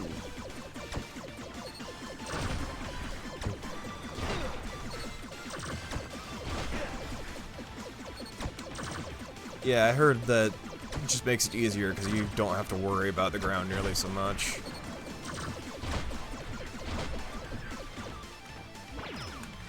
But I just wasn't even thinking about it before I...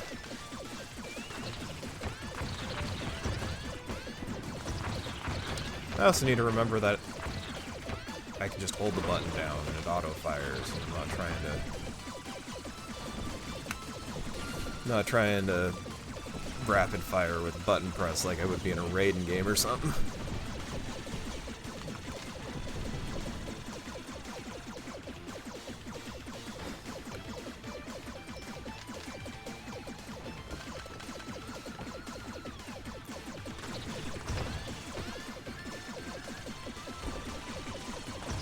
I'm not gonna risk those.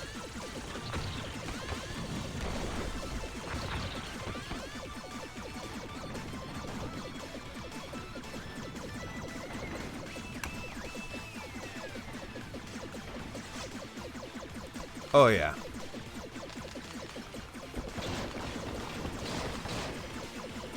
I have no doubt that I would have trouble parsing what's going on with more than 2 or 3.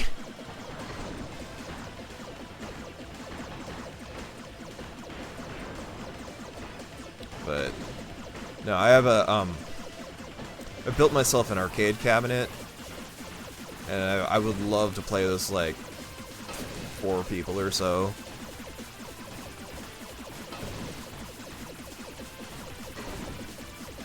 I was half tempted to play it for the first time out there, but I decided to do it on stream today. The computer in the arcade cabinet is not powerful enough for streaming.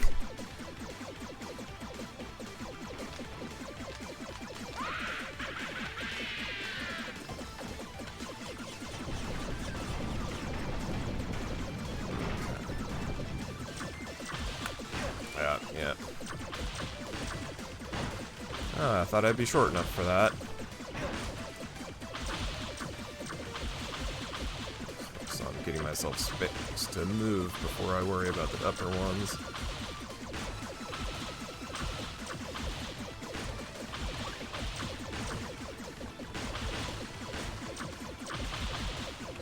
Okay.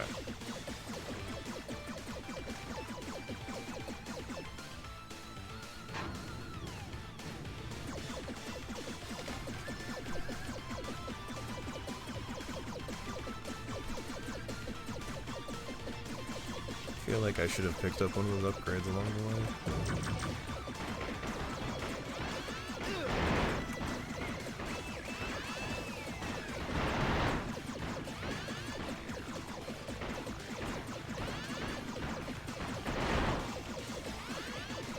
Okay, I'm gonna circle around here in a moment.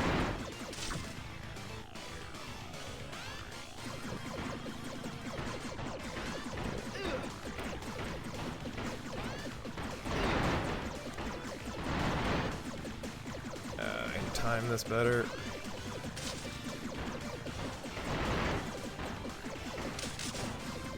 Am I even hitting that through there? I don't think I'm hitting that through there. Come on, almost there. Okay.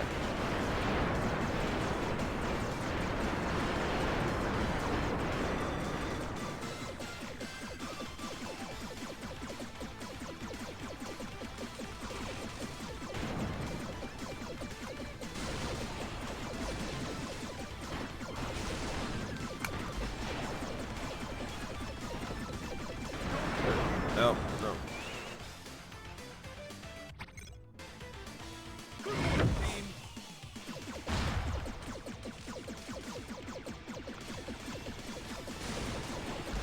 I haven't really gotten into that yet.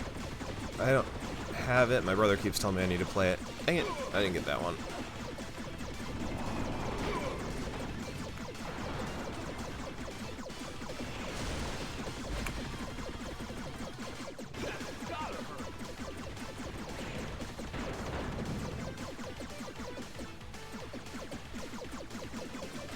Yeah, it almost feels like one of those games I should, like, take a week off of work to try and just actually play through it. I feel like the water was closer a moment ago.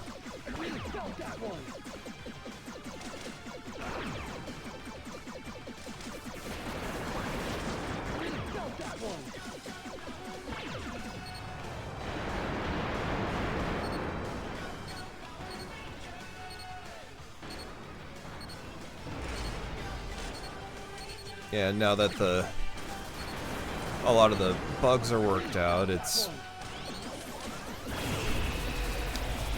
more of a pleasant experience to play without as much just kind of falling through the world and stuff.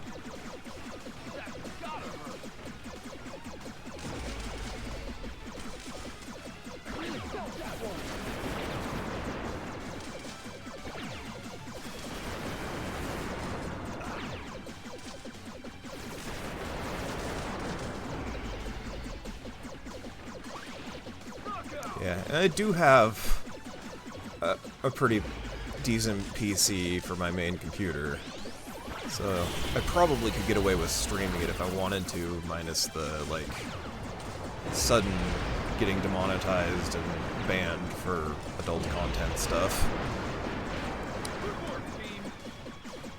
I imagine there's a toggle for that.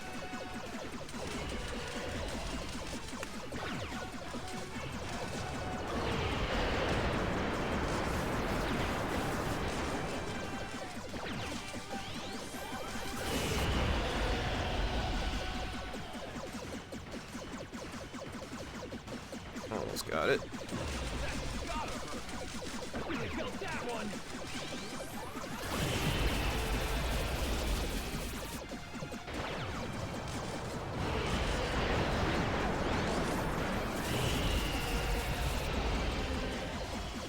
There we go. Yeah.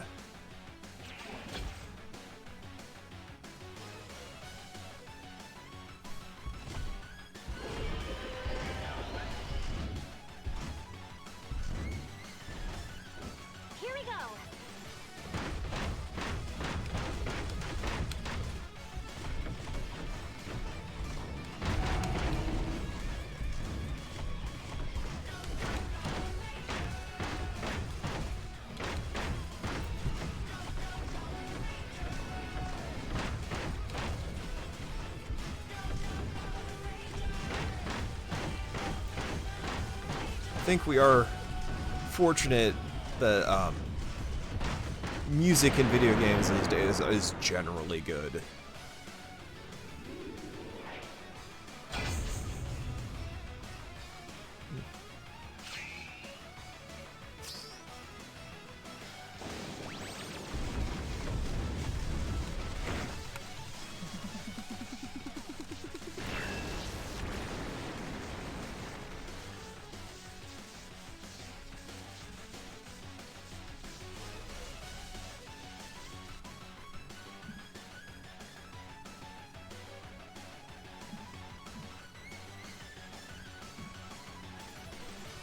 Ay, ay, ay!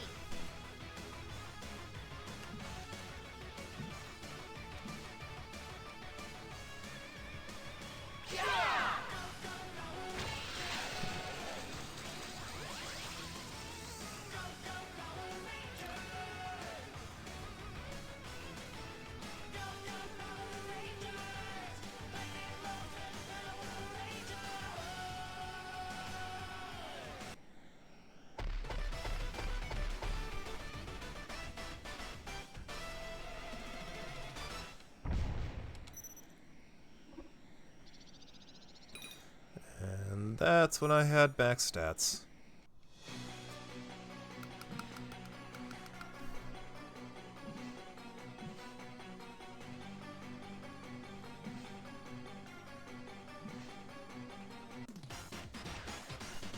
To the moon! Good luck, Rangers. It's morphin' time. No outside shots. The funny part about the Moon Palace, that the shots they used for the show, was that if you look at the higher resolution later remasters, it actually does say, is it Bandora Palace? Bandora being the name of the Zyuranger villain. I wanted to kick that barrel back at him or something.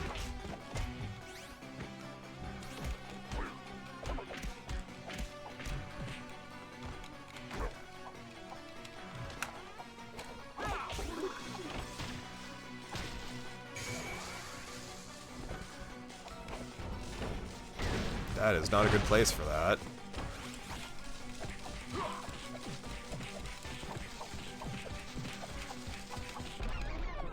Not quite.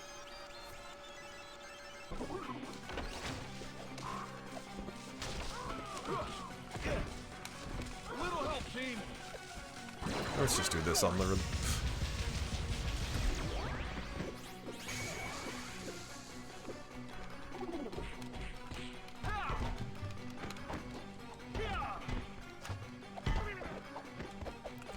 Oh yeah, no, there's, like, all sorts of things they could do with DLC, as far as, like, just bringing in Lord Zed early, all that kind of stuff. A little help, team. There's always the option of going, just, like, making a Shattered Grid arc. But that would probably be more sequel than DLC.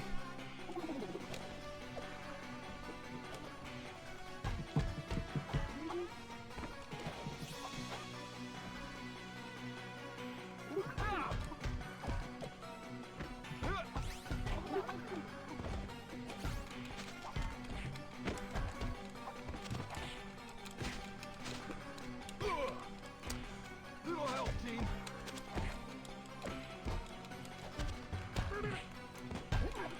If I could not get hit by all of the throwing knives, that would be appreciated.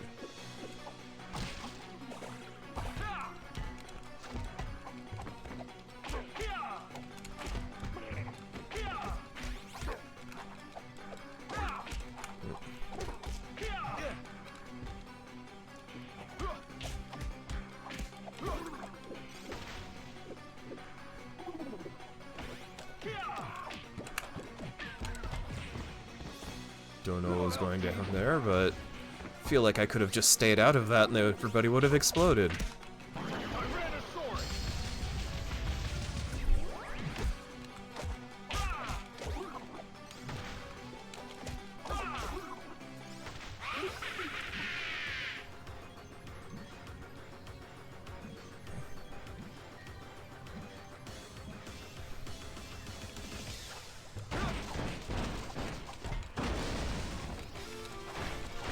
Tyrannosaurus!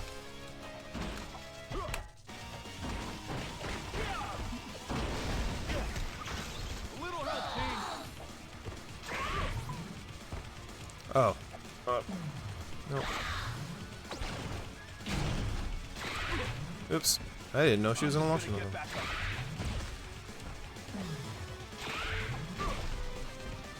I'm not getting that time. I'm just gonna get back up.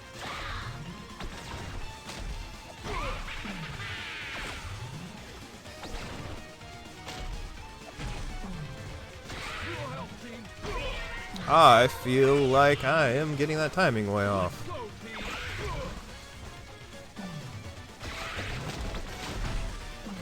Little help, team! Maybe not so.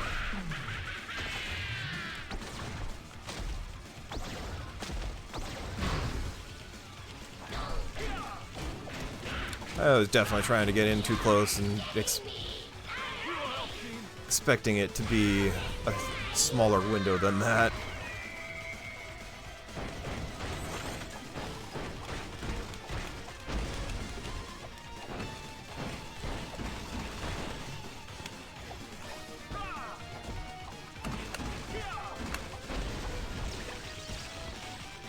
It doesn't clear the putties.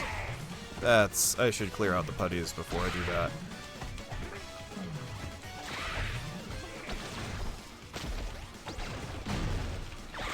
Ah. You have to hit it a couple of times. Okay.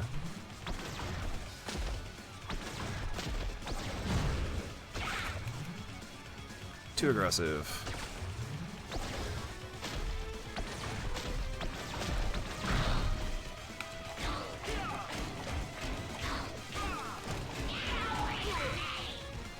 I'm just gonna get back up. Okay. And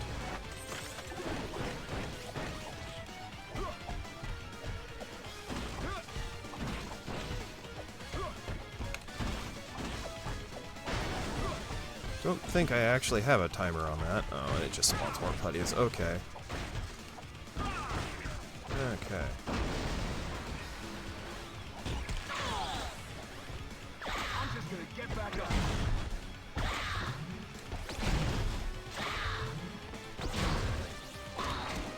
Tyrannosaurus! Hopefully this deals some damage. Yeah, it took a chunk.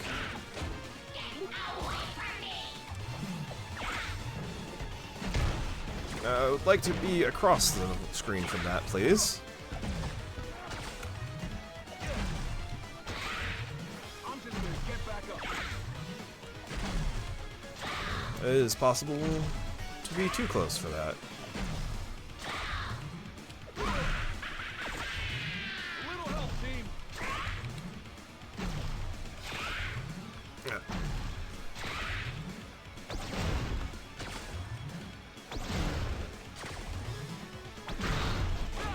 There we go.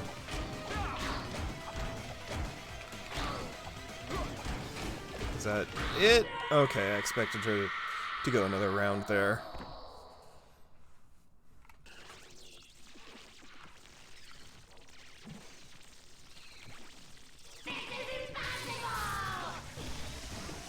Thank you. Was enjoyable.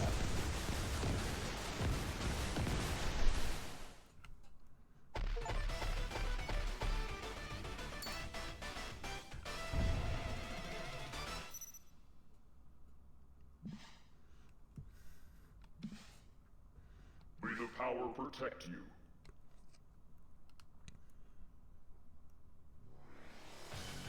Yeah.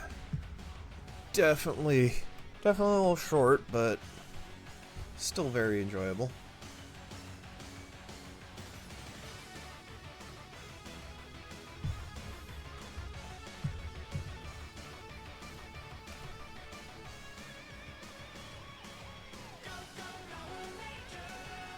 Think.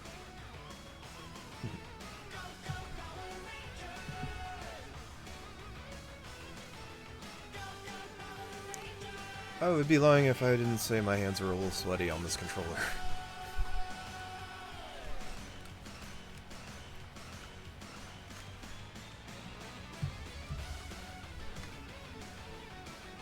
I'll let the credits play.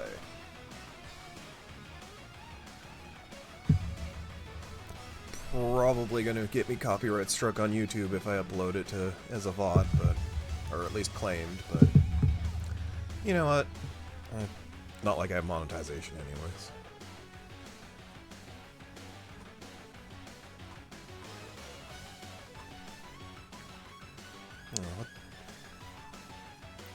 Oh yeah, no, it's like just letting a copyrighted track play. It isn't the original, but it's still copyrighted as part of the game's soundtrack.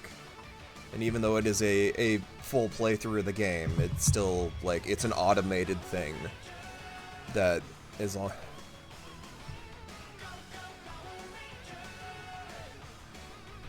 I'm not worried about it. Like, I'm not gonna try and claim monetization on it.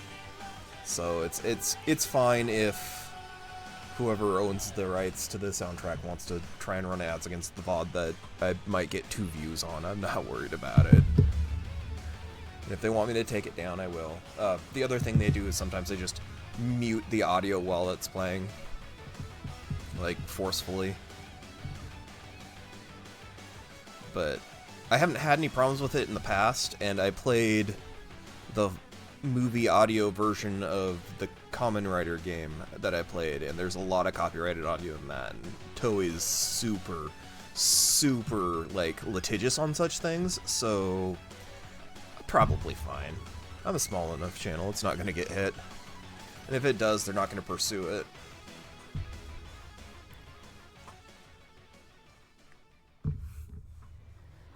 I'm fine if they want me to take it down.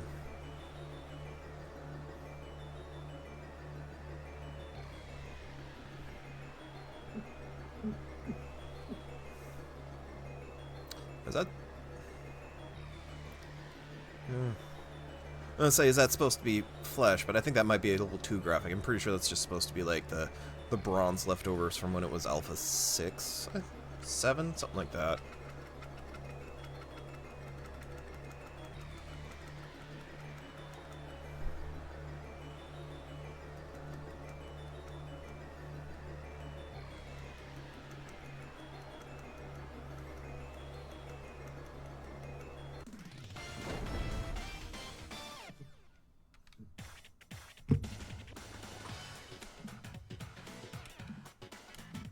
Right.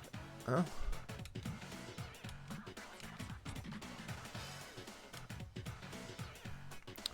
Let's swap over and play a few levels.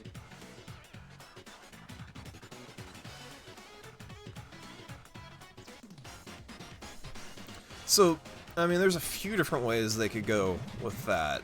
Like, any of the space-based villains, like the Machine Empire, or, even Divatox, because she had kind of a rivalry with Rita.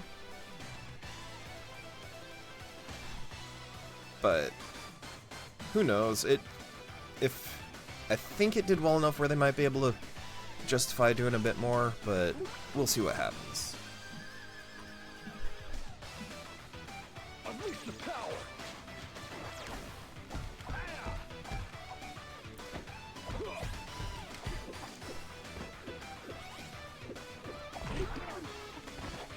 Is that another? No, that doesn't destroy further.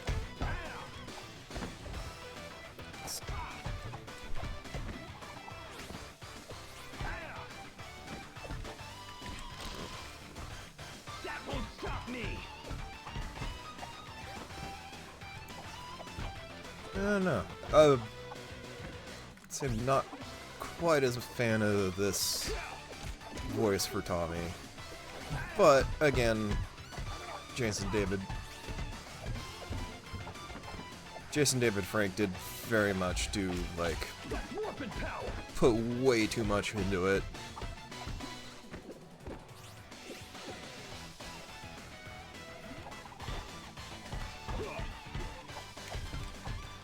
almost got a special saved up here. I really felt If I can, that one. like, stop getting hit by boxes and stuff.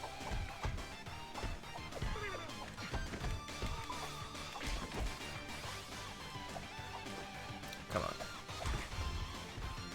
That won't stop me!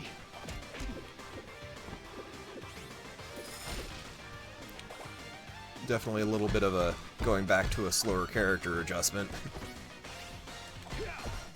Wait till I got a couple of things to hit with my special here.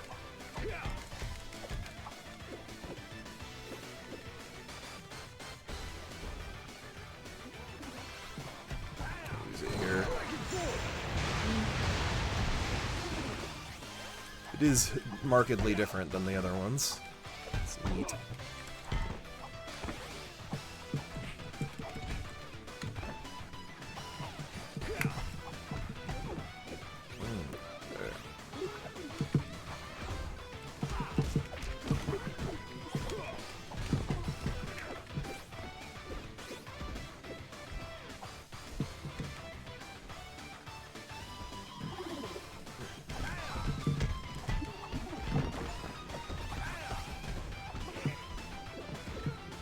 Oh, the one where you, like, pay health to do an AoE. Ow. I really felt that one.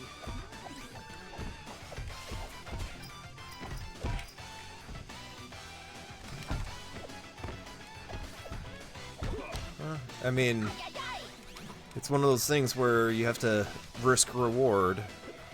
Am I going to lose more health fighting this normally kind of deal? And if you're going for no-hit runs, it's probably not something you're That won't stop me! able to justify using at all. Yeah,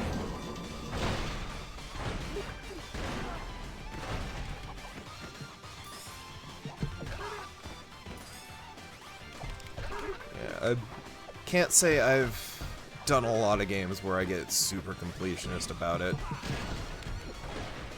Like, I'm the kind of guy who doesn't even always finish the Pokédex.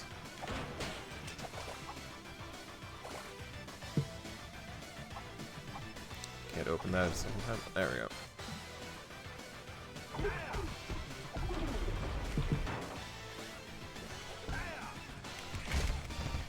That won't stop me! Dragon Sword!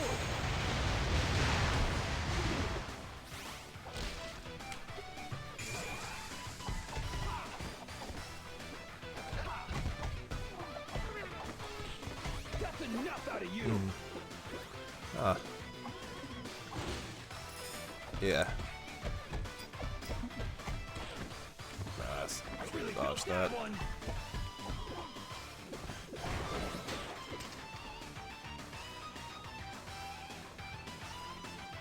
Yeah. That's also one of those things that could be just like a gameplay modifier.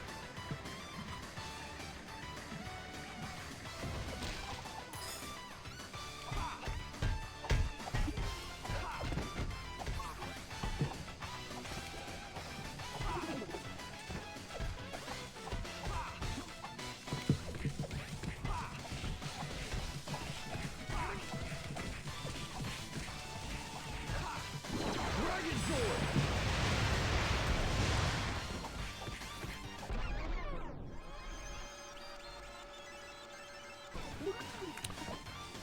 It could also be like a... For a few seconds after you do it, you get the life leech type deal. And it would be an unlockable thing.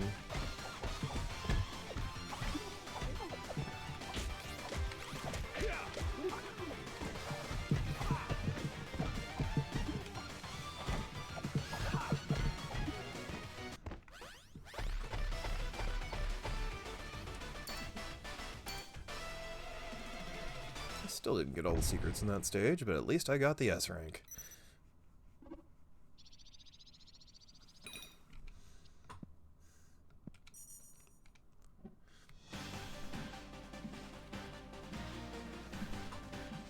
Ay, ay, ay!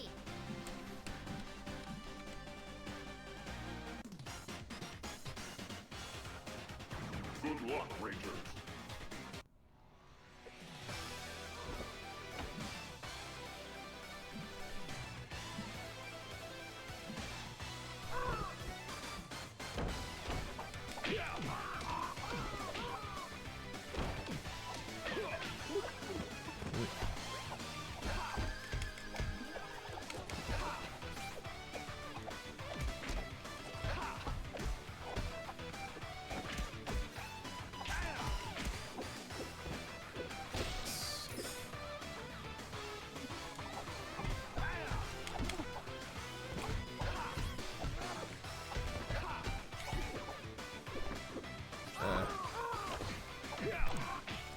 back on the topic of actually like expanding this game, nothing says it has to make sense either. They can just add levels, right? Just like not trying to add to the story to the game, just like here's X extra level.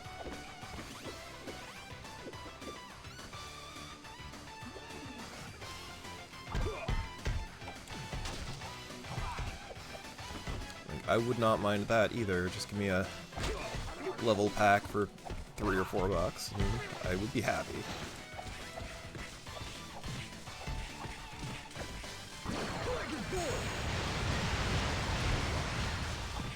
Probably should use the...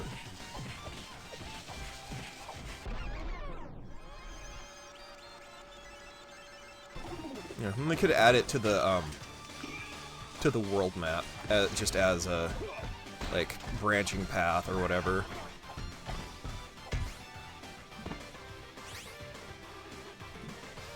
And stay down.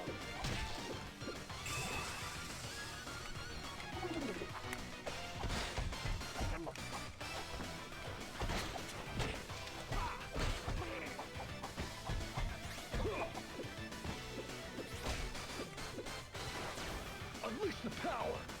Ah, I was not trying to walk off the edge there, I swear. Let's go another round. Yeah. That is unfortunately one of those things that, like, gets games released early is overambitious.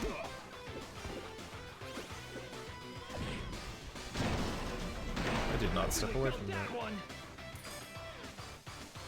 Oh yeah, no, it was...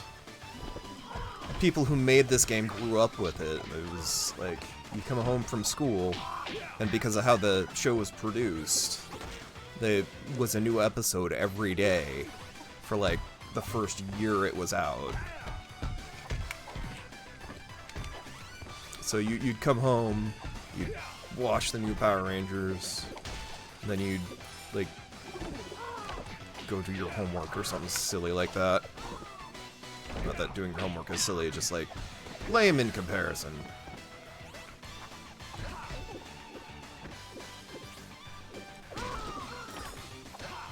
I mean, heck, it was big enough at the time where when they went to Zeo, it was actually like a primetime television thing. Like, they did the first couple episodes at like 5, 6 o'clock primetime television. Didn't get to watch it because I didn't have control of the TV then, but like, I remember like wanting to watch it because it was gonna be the first couple of episodes or something like that. Phenomenal.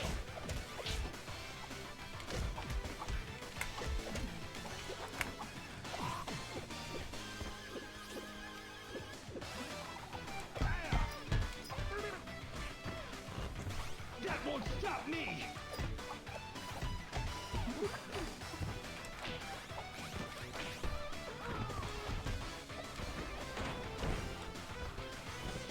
Oh yeah, it was a lot of fun. It wasn't by any means good. Oh, I mean, don't really waste your time. Unless you have friends you do a bad movie night with, it's the new Power Rangers movie is not good unless you can like riff on it with friends.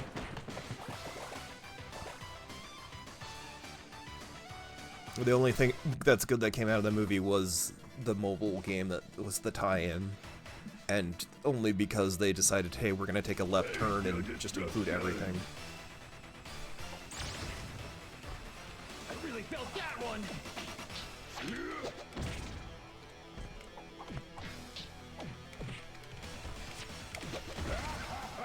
I know this fight, why am I getting hit by everything?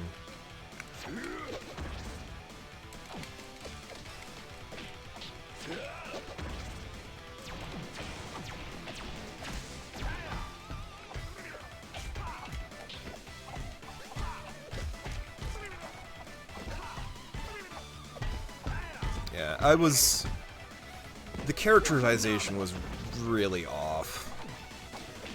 Like,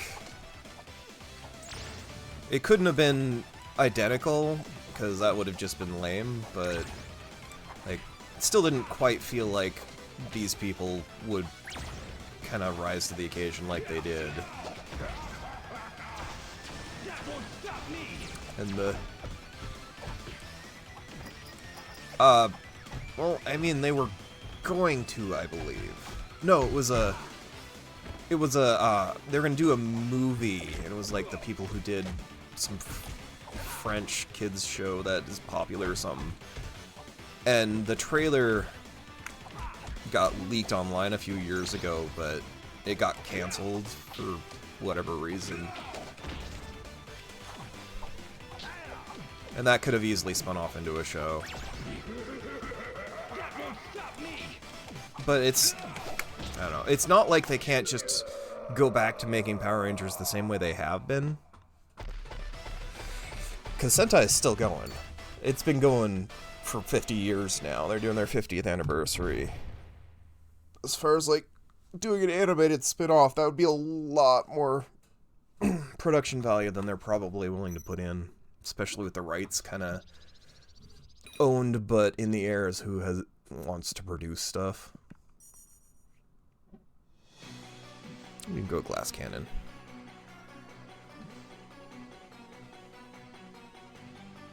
Always keeping the costumes from season to season was entirely a Power Rangers thing. Like, the first couple of Sentai seasons weren't even actually associated with each other. It was just like them making new series, and then they just decided to start making them different every year.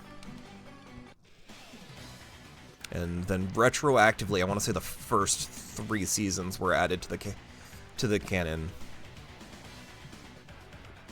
But I mean, we're talking like 1975, so Unleash the power. it is kind of dated. There's nothing to break there.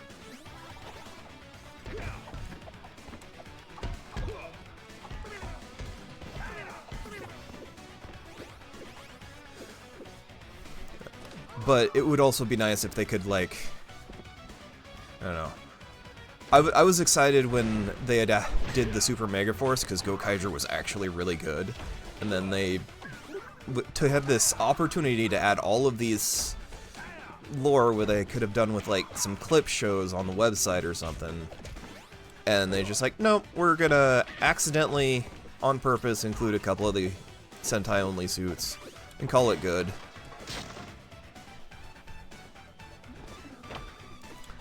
When they... I don't know. I think adding it to Megaforce was probably a sign that it was never going to be that great. But I wasn't a fan of Goseiger either, which is the Sentai that was based on. Like, I watched a few episodes and just didn't grab me. I really felt that one.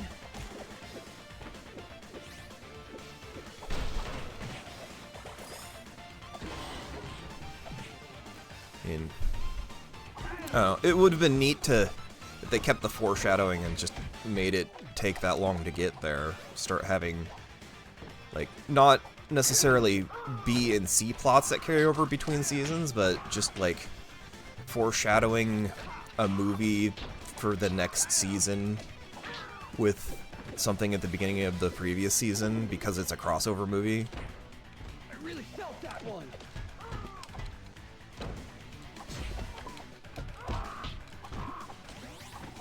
But that would require more foresight than they put into it. I really felt that one. Dragon Lord.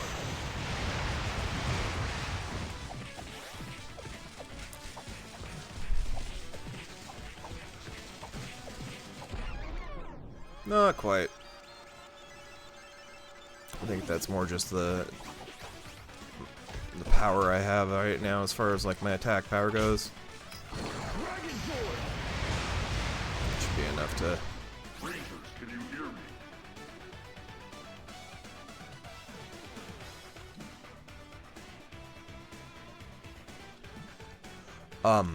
Well, the rights stuff between Sentai and Power Rangers is kind of crazy. Like, if you go on you go on Amazon Music, Toei publishes the soundtracks for Sentai series on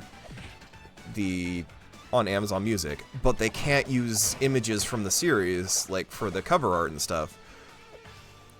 Smack the thing. Because the costume rights in the US are owned by Saban and, well, I guess it's Bandai right now. So when they have the Power Ranger soundtrack, you can have Power Ranger suits, but when you have a Sentai soundtrack, you have to have like generic background key art kind of deal. Which I think is utterly ridiculous. Like, when used in conjunction with specifically the Sentai franchise, they should have rights to the suits.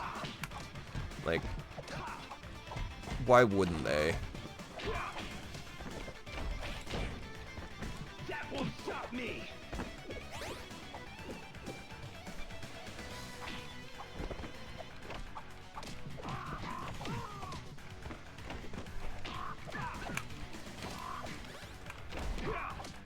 I don't know. I'm also a fan of just bringing over the Sentai more directly, like Shout Factory's doing. Like, I picked up a couple of the box sets. I want to grab a couple more, even though I'm not very good about watching them, because I want them to keep doing it. But they've got, I want to say, probably 10 or so different Sentai series that they've subtitled for distribution in the US and English-speaking territories.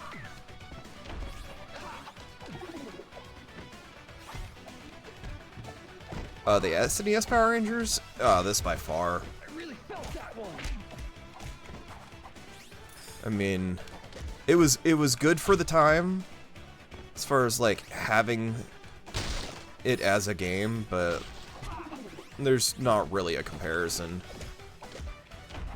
This one actually is quite a bit deeper, whereas the SNES game is, I think it's a 2-lane beat 'em up. And it just was more of a rush job than this. The most impressive part about the SNES one is that title screen, though. Just, like, hearing the actual, like, song sound more like it does on the TV was kind of amazing at the time.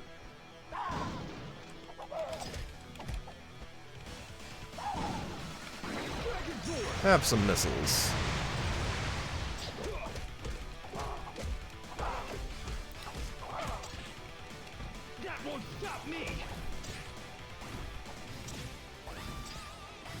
Kind of wish the Genesis Power Rangers game was a bit better. It was a fighting game that could have done with a bit more polish. Like, Tournament Fighters. If you ever played Teenage Mutant Ninja Turtle Tournament Fighters, something like that would have done a lot better for Power Rangers than the kind of mediocre fighting game they got. More speed. I'll do power next.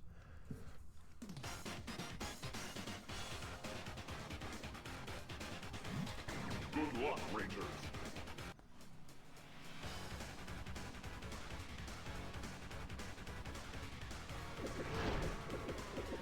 Okay.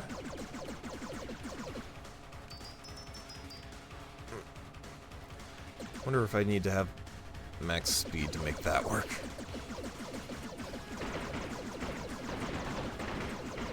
Tournament Fighters was a Super Nintendo, Genesis, and NES game. It was like one of the last NES games. Battle for the Grid is fun. I wish I was better at fighting games to make more use of that. That DLC for that game is expensive. Like, I don't want to pay $5 for a character and then another $5 for an alternate costume for said character. It's a bit pricey, but the game itself is really solid. I think it's funny, I think it's a Chun-Li campaign. Regardless of what version of the character you have, you play most of her arcade campaign as the street clothes version, and she gets the morph in the final fight. Excuse me, but it only lets you use for like versus mode whichever costume you bought.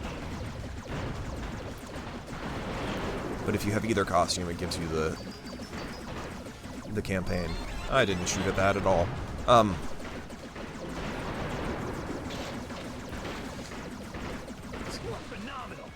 I know you said you weren't a fan of Fortnite, but they keep talking about doing a Power Rangers collab, and I want them to put the Street Fighter Power Rangers stuff in it if they do that, because they already have Chun-Li and Ryu.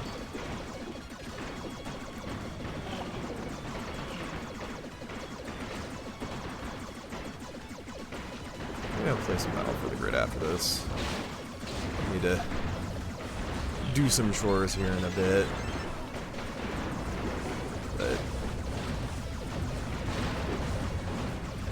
I do another level or two. I am not hitting. Okay. Oops. I just ran.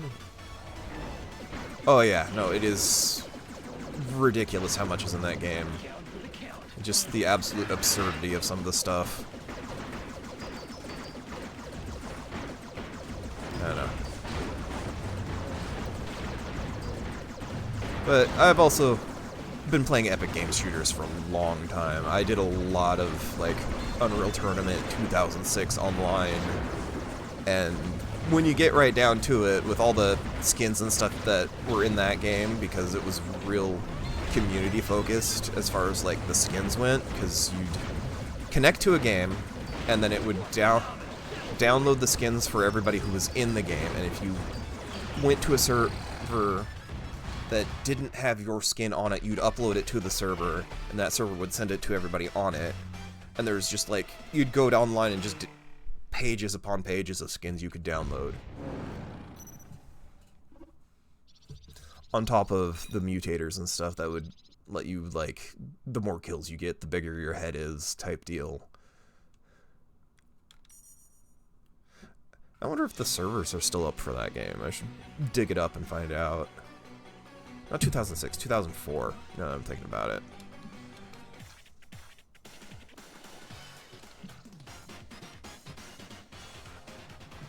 Good luck, Rangers.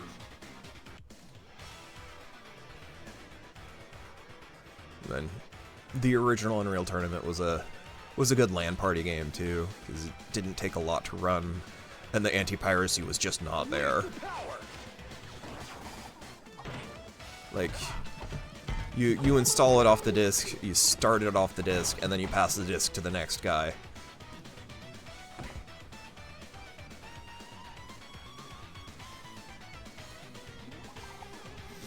That's tempting. I don't have Netflix access right now, though. I suppose that doesn't have to stop me, but... No, I appreciated Once and Always. I wish it had been the series that David Yost wanted to make. Like, he wanted to make an 8-episode miniseries, and they just didn't give him the budget. They gave him 1 episode. It should have been at least a movie.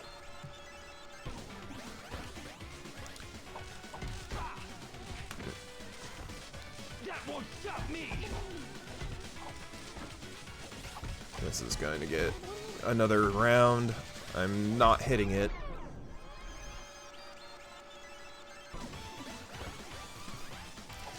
Like, I have a retro gaming setup in another room, and when Once and Always came out, I got the PS3 and hooked it up to the big old CRT I have in there to watch Once and Always, because it had to look right? If it's not on a big CRT television, it just not quite Power Rangers or something.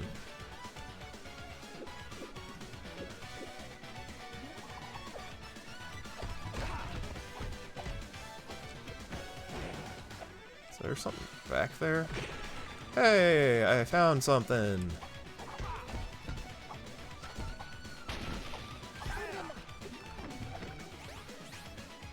I really felt that one.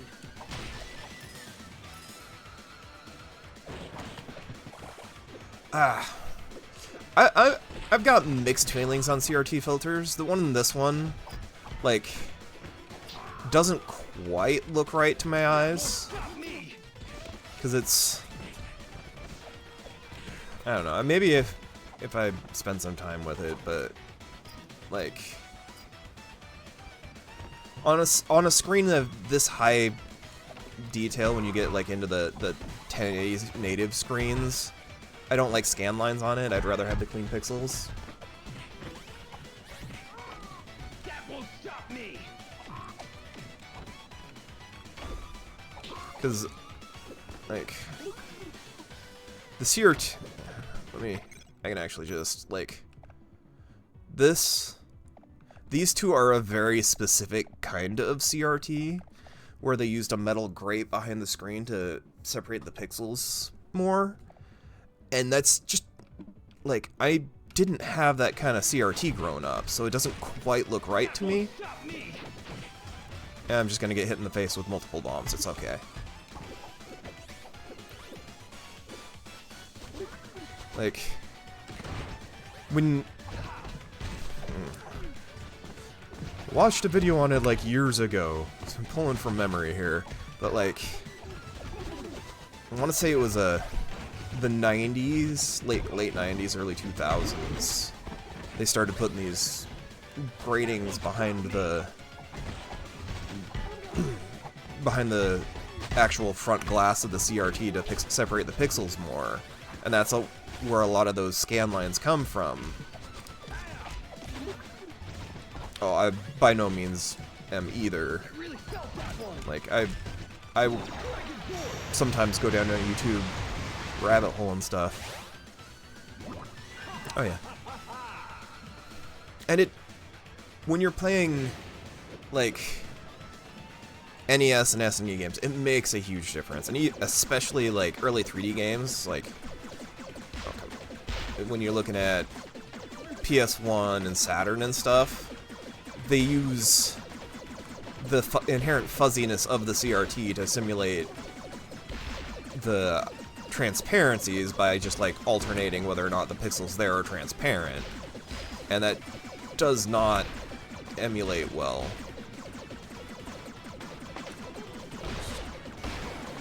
I'm going to get bombed to death here.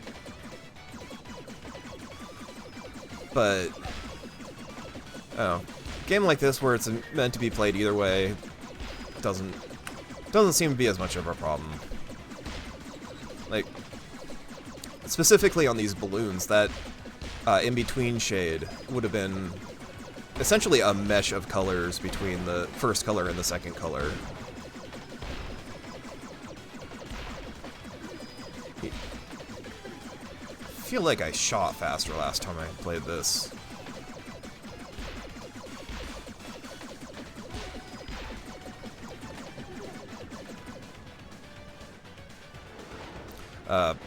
I mean, there's the classic red dot in Dracula's Eye on Symphony of the Night.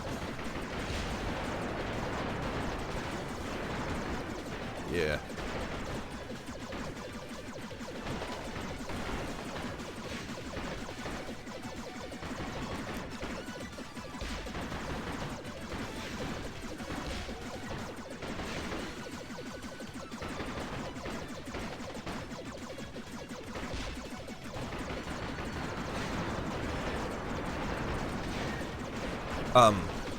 No, if you ever play Sonic 2, the difference between an LCD and a CRT is, like, it's one of those ones where it's super obvious because the Genesis can't do transparencies. So, like, when Sonic runs behind a waterfall, it is alternating pixels whether or not the waterfall is there. And when you look at it on a CRT, it's blurry enough where it looks like a transparent waterfall.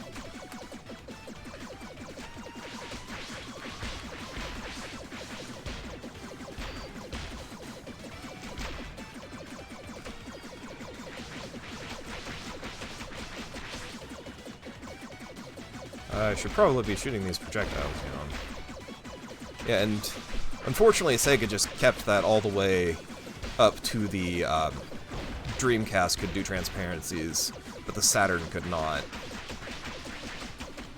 So, like, the Saturn version of the Symphony of the Night that was Japan exclusive, and then the Panzer Dragoon had it really bad, especially on Saga, where there was a lot of like characters standing in cities and not a lot of motion.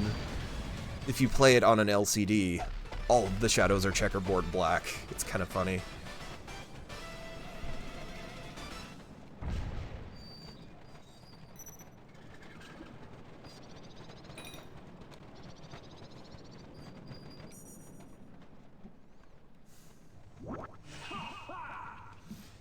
It's a neat effect when you really think about how it works. Rondo of Blood is a lot of fun. Do have the PSP remake that comes with it on there.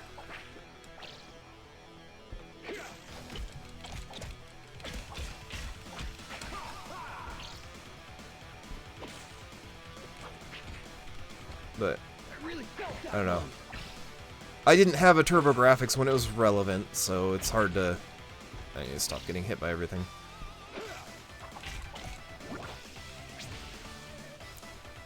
Not that that game came out in the US anyways. I really felt that one.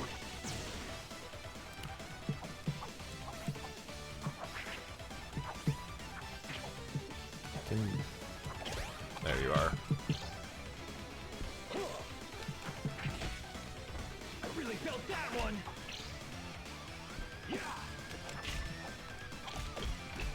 Okay.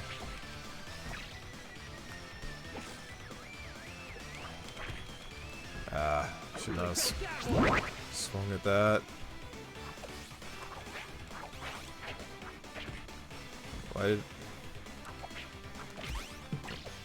I missed a chance to follow up on that. That won't stop me. There's that stage. Oh yeah, that game is super hard. But fortunately, you can play it on just about everything. Like, I think there's even an Android port for it. I think that was one of the ones that Sonic Team brought over when they were doing the Genesis Legacy Collection stuff for Android. But yeah, I have it on, like, the PS3 Genesis Collection. I think I got it on a collection for Switch. Don't have an actual, like, Genesis cartridge for it, though.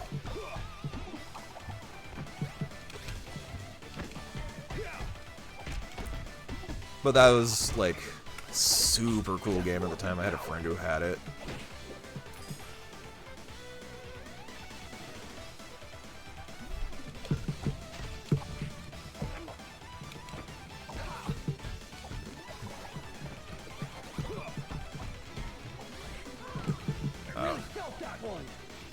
I should probably special before I die. Or this pumpkin could have health, right? Health!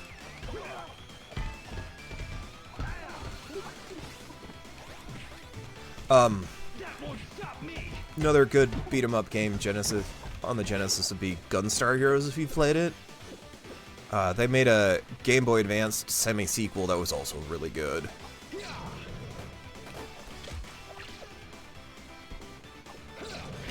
But unfortunately, they're both just called Gunstar Heroes.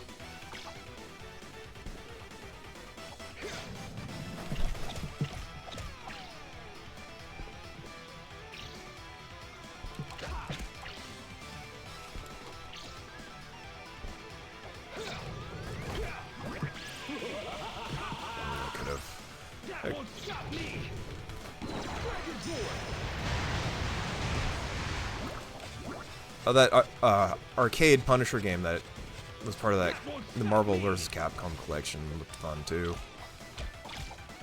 Can't say I played Mutant Nation though.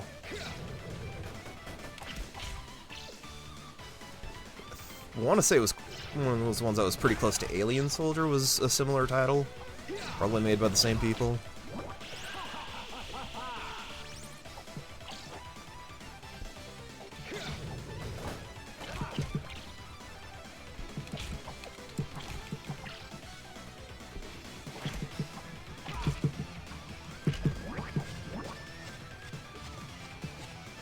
There's so many games that are hard to play these days, just because they aren't modernly available.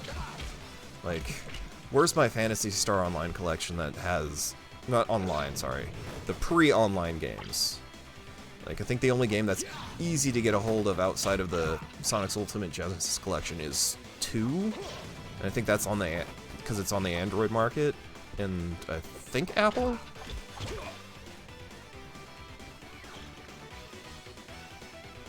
But yeah, if you like Final Fantasy games, I'd definitely say look into the Phantasy Star series from the pre-online times.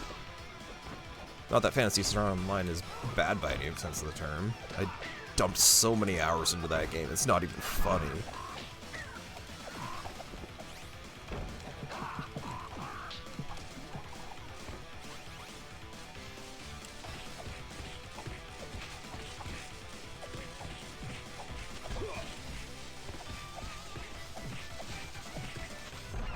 I didn't quite get it that time.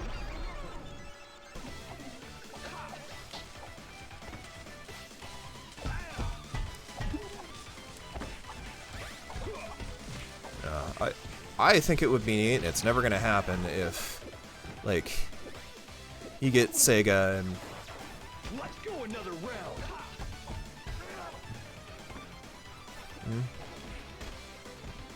I really felt that one. I was playing it on the Dreamcast, so, like, I need to stop jumping in that hole. But yeah, that was like a one character per memory card kind of game. Had a real problem with your characters getting stolen. Like, if you had an action replay, you could log in and like swap your level 1 character for somebody's max level character with a bunch of gear and stuff.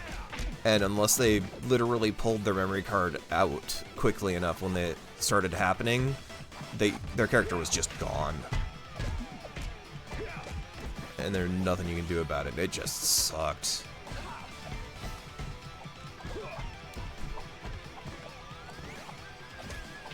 And after that, I had a hard time putting a lot of time into the game.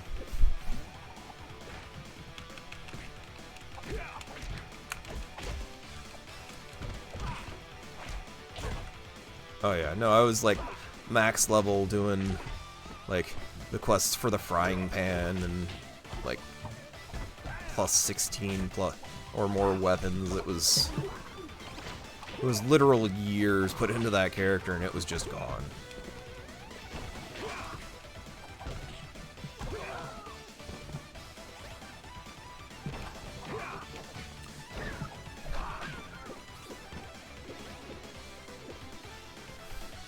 But product of its time, there was you could make your custom, essentially emojis. You got a bunch of parts to work with, and there was, you could put like 6 or 7 of them, and you make like stick figures and stuff. But it was completely uncensored. Like, people were making all kinds of lewd stuff. I could have probably avoided that.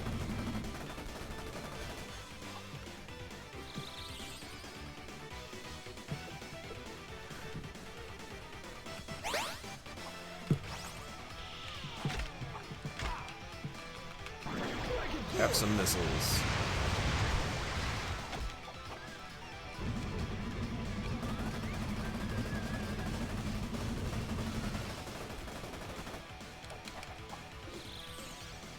Okay.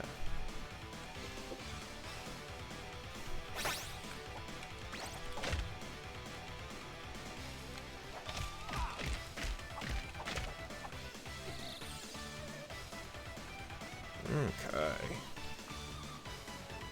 I really felt that one.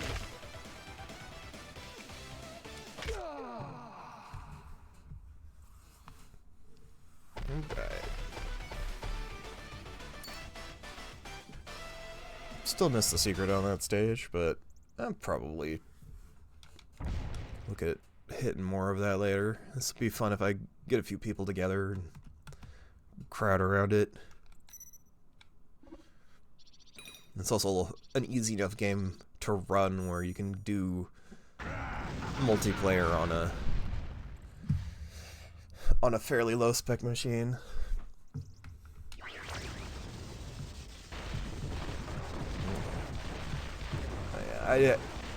I do have to go. Thanks for sitting with me while playing it, though. It's nice of you. I honestly get like 1 or 2 chats a month that isn't from a bot, so this was nice.